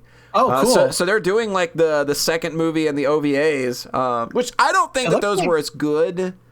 They weren't as good, but I'm willing to give them another shot, seeing as that I've not seen those in years, whereas this movie I've returned to numerous times, but now to have a super cool definitive version that looks as gorgeous as this does without it it doesn't feel fake, it doesn't look smoothed over in all the wrong ways that a lot of remasters can. You got that grain. Yes, it does have some grain on it. So it's still a very natural look. It's just really cleaned up. The colors pop a little more now. They did enough. They knew that they had enough tools at their disposal to really go crazy on this, but they didn't want to sacrifice what makes this something from this era still feel of this era. And going into it with that kind of mindset is definitely what makes this by leaps and bounds the absolute finest restoration of an anime that I've ever seen. That's so damn cool. That thing about animator doodles on the sides of the frames is so insane if you really think about it. I've literally never even heard of that until this. Yeah. not only were those drawings just lost in the vault with the original master for like 25 years. Yeah. No one had ever seen them to begin with. Like, no one knew those existed until they found this thing and were like, oh, hey, let's just scan the whole picture. Yeah, like that's cool. Absolutely awesome. I've never heard of anything like that. Yeah, like I've never seen anything that cool before. I've never seen a re-release this just so like you can feel the love. Like there's so much here that like they really wanted this to shine in a way that it's never shined before, and it feels like that it's something that finally gets the release I think that it deserves. Like this is the pomp and circumstance that like Project Echo may never have got over the years. Well, now you finally get your flowers. Jeez. Yeah, go buy That's it. so cool. 100% recommend it. Fantastic piece. So fucking cool. Thanks for sharing that with us. I'm really excited. This is funny. I remember the cousin who's like 10 years older than me, who set me aside at a family reunion and was like, oh, you want, because I'd mentioned like, I'm interested in anime. I'd watched Death Note and I was interested in watching more. Well, I said, well, here's some stuff that I've enjoyed. I feel like I can remember the list still because it was like, he mentioned Higurashi. He mentioned Project Echo. He mentioned, I was probably like 16. He mentioned Last Exile of all things, several other things. That's a good one. Yeah. And I remember watching like 2/3 of it and I just never got around to Project Echo. But yeah, that was why I watched Higurashi in the first place. I got into that before I met y'all. Oh. Yeah, that's a solid list. Like yeah. Oh God, I wish I could remember what more of them were, because there were quite a few. There are some nice bangers on there. I think I'll look at my list and see if I can remember. Hey, at least it wasn't Witchblade or Hellgirl, right? When did Hellgirl come out? Hellgirl. Oh, he told me to watch Paranoia Agent. Oh, Paranoia Agent. That's a good one. Yeah, he definitely told me to watch Paranoia Agent. That's why I watched that early on, man. God. And then my brother watched Elfen Lied because he was like plugged into Chanter sites and was like very aware of like the cool new edgy anime. Yeah. We all went to the Elfen Lied it. phase. We all had that phase. We all had the Elfen Lied phase. Yeah. That's just good. tits. I still look back very fondly on that phase. I don't like I said, I don't believe in bullshit guilty pleasure nonsense. Like I liked Elfen Lied. There's a lot of stuff I still like about Elfen Lied. I can still admit that, hey, like it's kind of trash, but I like trash. Okay, it's fine. We both read the whole manga. Yeah, we did. That was the part I couldn't follow you down because I knew some stuff in there. There's some real ugly stuff in that manga. Oh boy. Both in content and in quality of art. And quality of art. Yeah, it's real bad. Correct. All right. Does anybody else have anything else we want to talk about before we kick ourselves out of everybody's life for another 3 weeks? I have one other thing. So on Friday, April 1st, I'm putting out a new Twine game. You're what? Ooh. Yeah, I made You're using Twine. Nice joke. Nice April Fool's joke. This is I've false started with like 8 Twine things over the years because I've always wanted to use it, but because it was always very hip in circles I ran in, but I never quite had a project where it felt right. Mm-hmm. And this has just been a fucking journey. It's been like 6 months since it started off as a non-interactive story, and then it's just like expanded, and it's turned into a really cool thing. It's like 10 minutes long. I've watched 3 folks test play it so far, and all of them had fun. And again, it was like 10 minutes, but it's very dense because there's a lot of choices. Nice. So it's very weird to. It was a very cool medium to work in, and I'm very pleased with it. It is a short horror Twine. So you can just watch my Twitter for that on Friday. All right. Got a title for it? Breathless. Yep. Sounds like one of those romance novels. Yeah, it's basically that. It's basically one of those romance novels with the buff dude on the front that housewives buy. It's definitely exactly why I like that. It's weird how much you hit the nail on the head. Gosh, yeah. Like I said, hey, you know what? Sometimes I'm really smart. Yep. I may be dumb.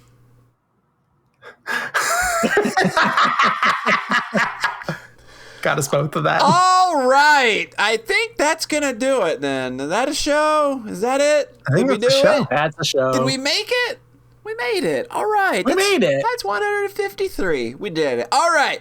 We'll catch you folks again in another few weeks. In the meantime, John Thayer, let the internet folks at home tell them, preach it. Where can they find you?